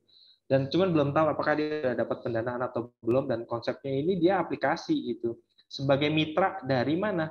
Dari orang yang punya toilet kayak gitu. Dan ini dia produknya ada untuk deep clean, kemudian renovate toilet, kemudian juga membuatkin baru, dan juga ada portable toilet kayak gitu. Melihat dari kebutuhan orang-orang waktu tertentu gitu kan, mereka ingin memang untuk memberikan melihat dari tadi kebutuhan gitu. Mungkin kita ngerasa kalau di rumah nggak kebayang sih gitu kan, butuh toilet untuk take a pee gitu. Tapi kalau untuk di pusat kota gitu kan, mereka bisa jadi membutuhkan hal ini gitu, dan melihat dalam proses perjalanan juga kayak gitu. Bagaimana sih ternyata hal ini bisa menjadi satu hal yang menarik untuk akhirnya menjadi sebuah startup digital rintisan kayak gitu. Silakan nanti mungkin bisa dibaca-baca lagi gitu. Dan ini masih di Jakarta untuk ininya ya. Dan ini menurut saya sih menarik gitu, dan masih banyak lagi sih. Memang serunya itu ngomongin startup digital gitu untuk saat ini gitu. Dan tidak menutup kemungkinan juga untuk akhirnya ngomongin bisnis secara casual secara umum juga kayak gitu. Apalagi ngomongin bidang pertanian misalnya saat ini pengembangannya bagaimana mengkombinasikan dengan digital gitu. Dan itu sangat perlu banget, apakah untuk kegiatan marketing atau mungkin untuk scale up, untuk meningkatkan gitu kan ya dari skala bisnis yang kita sedang jalankan. Dari Firdaus, ada lagi yang mau ditanyakan atau sudah dapat gambaran sekiranya, mungkin belum pertama-tama menjawab gitu kan ya. Sekiranya saya mengambil satu contoh untuk kamu bisa dapat gambaran tadi dari beberapa gitu. Jadi ketika dari usaha yang kamu jalankan saat ini belum menjawab dari kebutuhan konsumen, kamu bisa lakukan akhirnya pivot itu akhirnya bergeser ya. Tapi masih di satu bidang. Iterasi itu mengembangkan lagi dari produk yang sudah dibuat. Gitu, lebih ke arah ke sana. Atau benar-benar kamu ubah bisnis model, ganti gitu. Karena untuk di tahap awal itu lebih baik akhirnya download produk gitu. Kalau kamu cinta ke produk, akhirnya kamu bisa ditinggalkan sama pelanggan. Ya, salah satunya misalnya BlackBerry saat ini kan sudah tidak lebih banyak digunakan ya. Handphone Nokia misalnya kalau kamu pernah mendengar gitu. Sekarang apalagi nih yang bakal mungkin ditinggalkan kayak gitu. Bisa jadi ada beberapa produk yang akhirnya mungkin kita sebelumnya menggunakan layanan atau produknya saat ini mungkin bisa berubah kayak gitu. Baik, Coach. Gimana Mas Firdaus? Ada yang ditanyakan lagi? Monggo, silahkan. Sudah, Pak. Untuk jawabannya sangat jelas. Terima kasih telah meluangkan waktu untuk menjawab. Baik, terima kasih Mas Firdaus. Mohon izin untuk prodinya Mas Firdaus. Saya lupa tadi menanyakan Mas Firdaus. Dari prodi apa? Lulusan dari prodi apa Mas Firdaus? Saya dari program studi Teknik Komputer angkatan 2018 jurusan Teknologi Informasi. Baik, terima kasih Mas Firdaus. Baik, untuk selanjutnya ada pertanyaan lagi nih Coach di chat ya dari Mas Ahmad Mubarok. Mas Ahmad Mubarok ini prodinya apa nih? Mohon di chat kembali program studinya.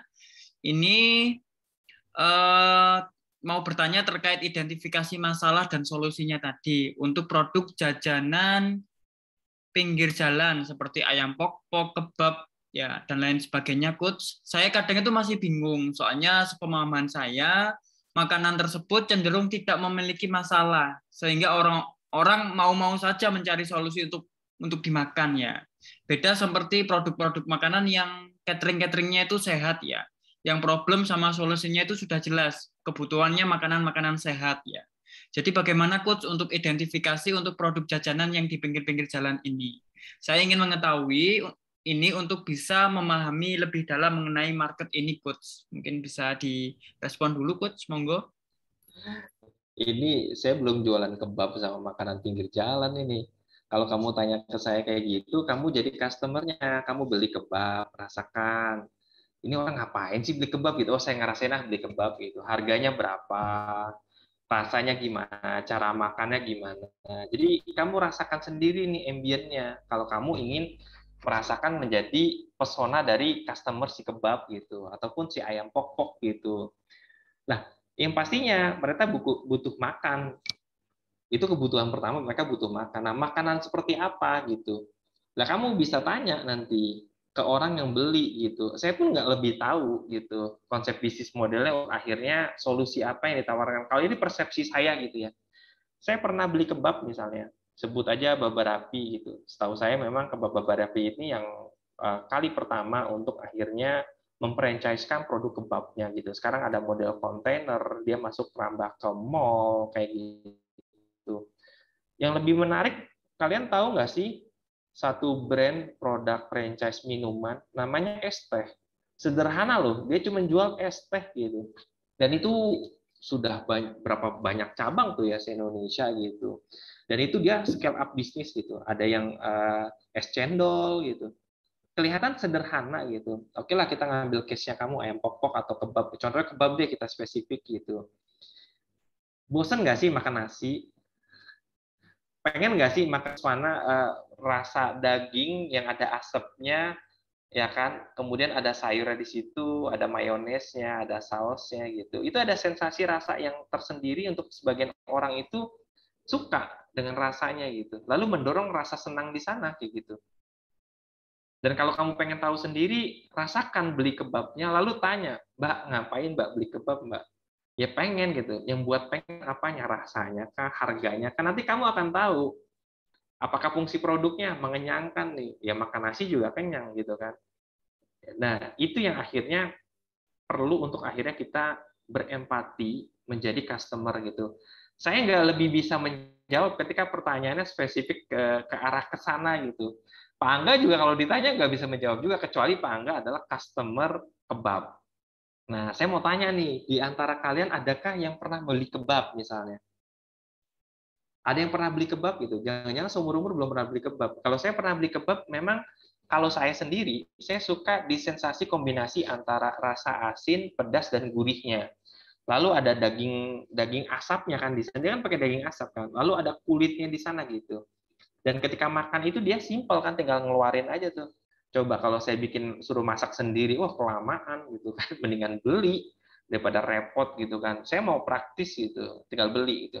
Nah, itu yang mungkin saya bisa jawab gitu. Untuk lebih detailnya, jadi customer berulang gitu, nggak cuma sekali, 2-3 kali gitu. Dan biasanya itu makanan selingan, bukan makanan utama biasanya. Di kondisi mau makan siang, atau sebelum makan siang, atau setelah makan siang mau ke sore, atau setelah makan malam orang yang pengen ngemil lagi gitu. Jadi tergantung kebutuhannya sih. Dan karena sosiobudaya untuk di kita misalnya bahwa makan itu nasi, kalau bukan nasi itu bukan makan. Lalu kebab ini apa? Bisa konteksnya snacking atau pengganjal perut sementara juga bisa. Dan fungsinya tadi lebih ke fungsikah gitu. Mungkin kalau harga nggak murah juga loh kebab itu. 13.000, 15.000, ada yang 17.000 tergantung mau berapa banyak untuk akhirnya campurannya gitu. Dan itu yang saya bisa sampaikan gitu. Dan memang penting kalau kalian mau sebagai business owner untuk akhirnya berempati menjadi customer gitu, rasain gitu. Rasain jadi customernya gimana, atau tanya ke customernya gitu. Dan disurvei, atau kalian survei itu tanya gitu, siapa yang udah pernah beli kebab nih, biasanya brandnya apa, lebih milih apanya sih, rasanya, brandnya, lalu sensasi yang dirasakan ketika makan kebab tuh apa. Kalau saya sih seneng ya, karena tadi saya sampaikan gitu. Nah saya nggak tahu kalau yang lain gitu, itu yang saya bisa jawab. Oke, baik Coach. Jadi setiap produk itu pasti punya value ya, pasti punya alasan kenapa customer itu mau beli ya, seperti itu. Baik, Mas Ahmad Mubarok mungkin ada yang mau ditanyakan? Oh, sudah cukup sepertinya. Ya, waktu kita kurang 4 menit ya. Oh, mungkin satu lagi mungkin. Ini Mas atau Mbak ya, Mas Chandrika atau Mbak? Oh, sorry, Mbak Chandrika. Sorry, monggo silakan Mbak disampaikan pertanyaannya. Assalamualaikum warahmatullahi wabarakatuh. Waalaikumsalam warahmatullahi wabarakatuh. Izin bertanya Pak, mengenai market size, itu kan harus berupa angka ya Pak? Market apa? Nah kalau misal market size. Nah kalau misalkan data BPS terbaru di suatu kabupaten itu tidak ada, bagaimana ya Pak? Soalnya adanya itu tahun 2013, 2014 seperti itu Pak. Oke. Kamu bikin proyeksi aja. dari 2013 ke 2014 itu pertambahan penduduknya berapa? Misal 10%. Kalau diproyeksiin 7 tahun, jadi berapa ya estimasinya gitu. Itu yang kamu bisa gunakan datanya. Jadi proyeksi, estimasi sekiranya untuk akhirnya dari jumlah penduduk gitu. Itu bisa, boleh digunakan kayak gitu. Oh, pertambahan penduduknya 10%. Dari 2 juta setelah 10 tahun berarti menjadi 2,2 juta misalnya. Dan itu ngomongin peluang opportunity. Biasanya dalam proses penawaran, ataupun biasanya kalau ke investor, atau mungkin juga kamu pada saat untuk melihat peluang di masa yang akan datang, pertumbuhan bisnisnya, kamu bisa gunakan proyeksi.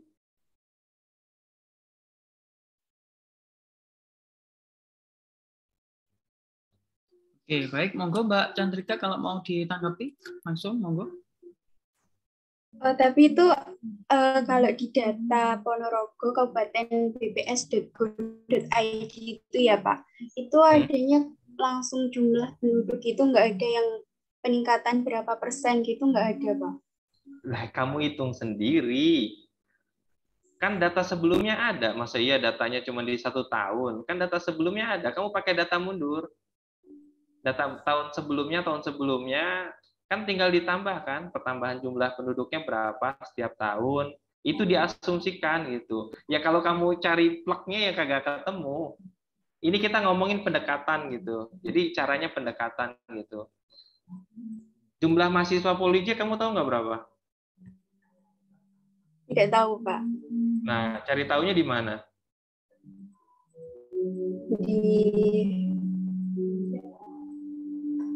Di mana? Di kemahasiswaan mungkin Pak. Oke, cara lainnya? Cara lainnya gimana buat tahu jumlah mahasiswa Polija? Mendata secara langsung nih Pak. Gimana cara cepatnya gitu?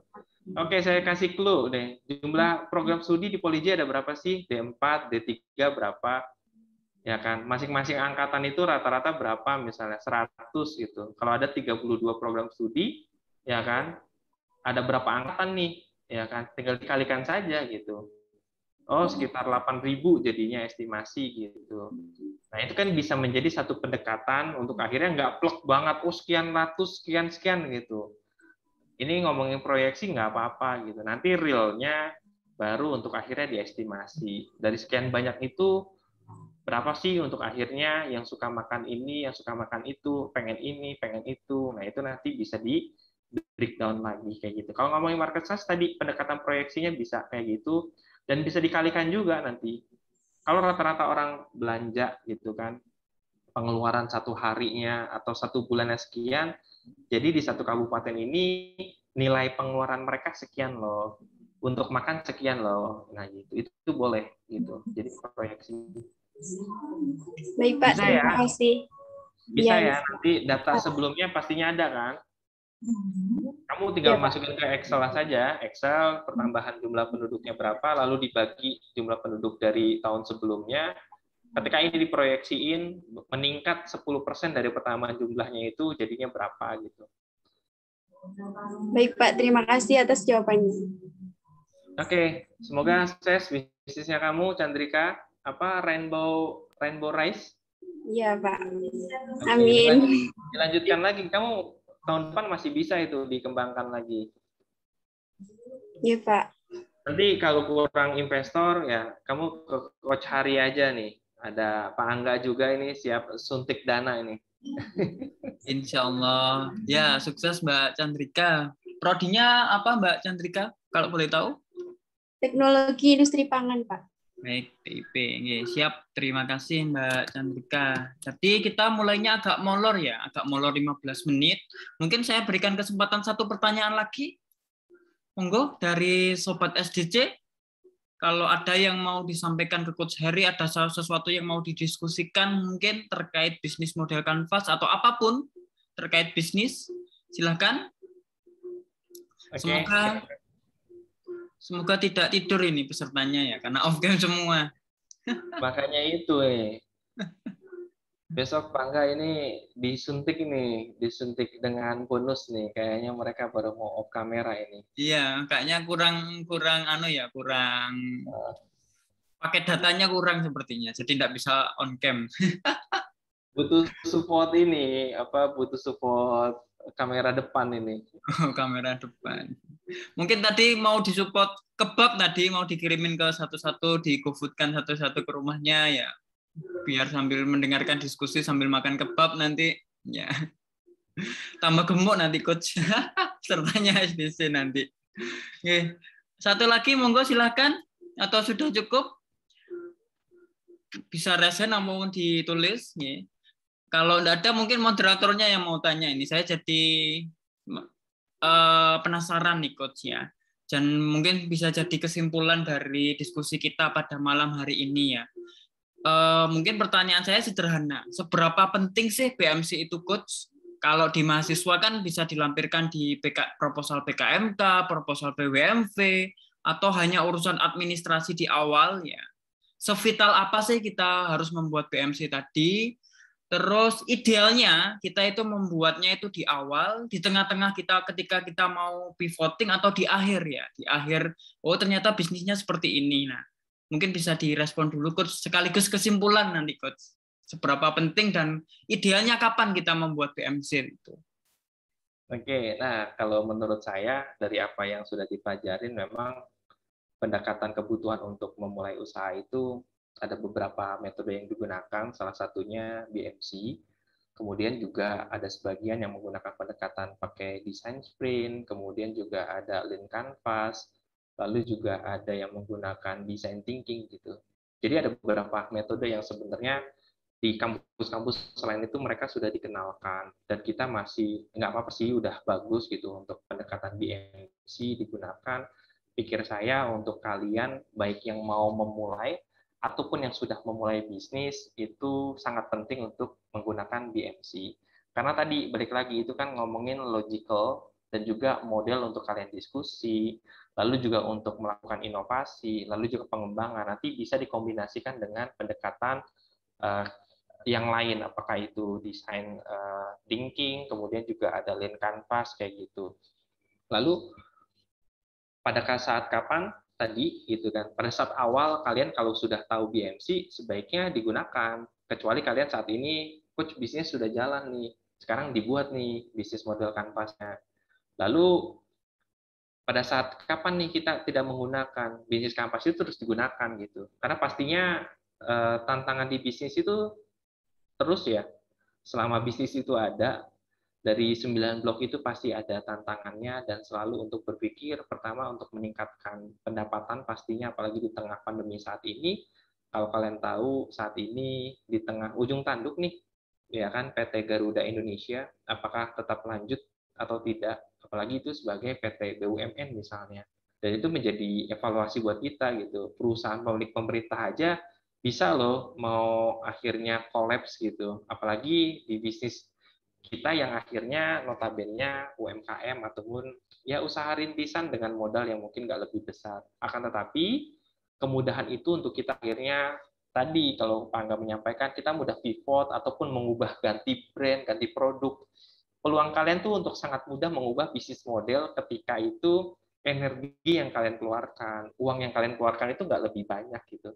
Kalau modalnya 100 ya, 100 triliun, itu mengubah bisnis model itu mikir-mikir panjang ya, investasinya gitu, waktunya. Kalau kalian dengan modal 400.000, 1 juta, mungkin besar, sekiranya nggak lebih besar untuk akhirnya kalian merubah konsep bisnisnya untuk akhirnya bisa menemukan yang fit tadi untuk menjawab tantangan dari ataupun kebutuhan dari konsumen.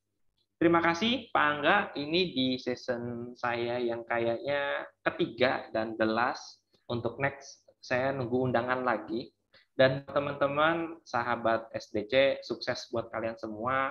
Saya mengapresiasi buat kalian yang sudah hadir pastinya, meskipun belum membuka kamera, pastinya kalian ada satu komitmen untuk hadir.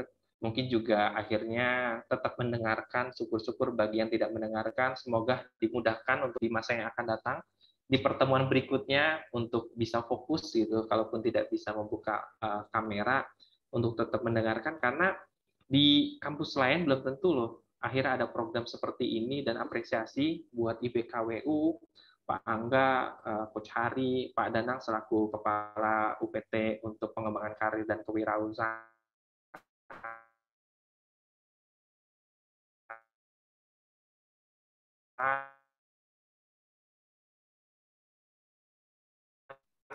Dan apresiasi juga dari salah satunya Ahmad Mubarok ya, yang itu yang saya ingat dari 3 pertemuan ya, yang lainnya tidak ada komunikasi jadi saya tidak ingat, dan bukan berarti yang tidak saya sebut itu tidak saya apresiasi. Mohon maaf jika dalam proses penyampaian materi mungkin masih banyak kekurangan, yang pastinya saya terus belajar juga dan juga ikut belajar, dan saya iri dengan kalian nih sebagai peserta. Kalau saya sebagai kalian gitu waktu dulu gitu ya, waktu kuliah saya udah mepet terus tuh untuk akhirnya membangun startup usaha, untuk akhirnya saat ini mungkin posisinya saya nggak seperti saat ini sekarang gitu, jadi pemateri. Terima kasih, saya kembalikan ke Pak Angga. Baik, terima kasih Coach. Banyak sekali insight ya, atau ilmu yang bisa kita ambil dari beliau, sharing-sharing dari beliau juga sangat bermanfaat. Mungkin kita berada di penghujung acara ya, kita tadi mulai jam 20.15, mungkin beberapa menit lagi akan kita tutup. Untuk dokumentasi, Rek, ya, dokumentasi untuk mengingatkan ya pejuang-pejuang Sobat SDC ini bisa di on cam kameranya dulu, saya screenshot ya, ini wajah-wajah ngantuknya bisa ditunjukkan atau wajah-wajah semangatnya itu bisa ditunjukkan, Rek, ya. Seperti Coach bilang ya, nggak semua mahasiswa Polij itu bisa menikmati fasilitas seperti kalian ya, dapat incubation walaupun daring ya. Daring aja sudah luar biasa materinya sudah, walaupun luring itu lebih luar biasa sebenarnya, tapi kita terkendala di pandemi ya. Dan juga pesannya tadi Coach ya, juga termasuk pesan dari panitia, tolong untuk lebih rajin ya sampai pertemuan yang terakhir, karena kalian bisa menikmati fasilitas lanjutan seperti bantuan pulsa, bantuan untuk kalian survei atau magang ke tempat industri yang kalian pilih ya, kami bisa bantu persuratannya, perizinannya, sampai dengan transportasinya, sampai dengan fasilitas yang bisa 80% hadir terus. Itu nanti ada kunjungan lapang insya Allah di akhir Desember maupun awal Januari ya, semoga tidak pandeminya tidak naik lagi gelombang ketiga. Baik, monggo di on cam-kan lagi, silakan. Hanya satu, saya melihatnya ada dua layar ini, 32 peserta. Di layar pertama sudah hampir penuh ya. Monggo di on cam, ada Pak Kartika Adi juga. Coach Hari juga sudah ada dari tadi. Monggo.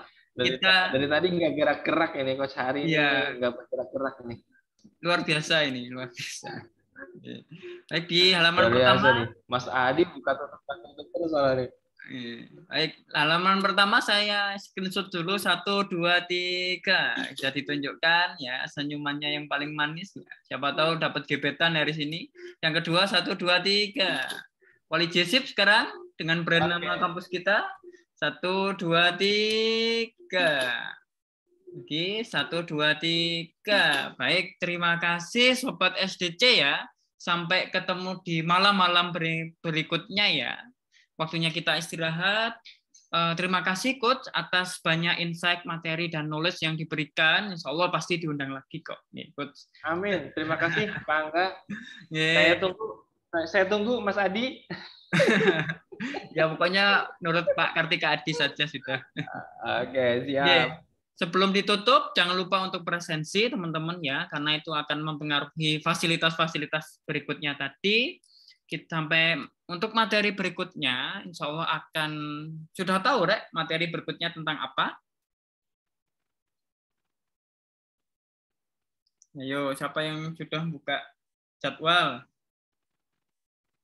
Ya, materi berikutnya pada hari Rabu, tanggal 3 November, di jam yang sama, nanti dengan Pak Lukman ya, Dr. Andes Lukman Ekana Putra, PSK MSI, dan nanti moderatornya akan berganti ya. Kalau kalian bosan melihat saya, nanti ada Mbak Novi ya, atau Ibu Novi Fitria, SPSI MPSI Psikolog, yang akan nanti menemani kalian di hari Rabu nanti materinya tentang nggak kalah penting, yaitu legalitas produk dan usaha. Jadi kalian kan merintis sebuah usaha dan produk, gimana cara mendapatkan legalitasnya dan seberapa penting legalitas itu untuk usaha kalian. Tuh. Baik, ditunggu untuk kehadirannya di SDC selanjutnya. Tetap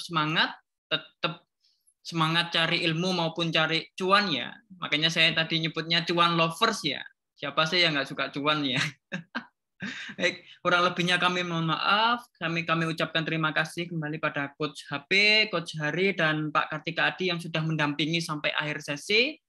Kita tutup pertemuan Pak malam hari ini dengan bacaan alhamdulillah bersama-sama. Alhamdulillahirabbil alamin. Alhamdulillahirabbil alamin. Selamat bertemu kembali. Selamat malam. Wassalamualaikum warahmatullahi wabarakatuh. Waalaikumsalam warahmatullahi wabarakatuh.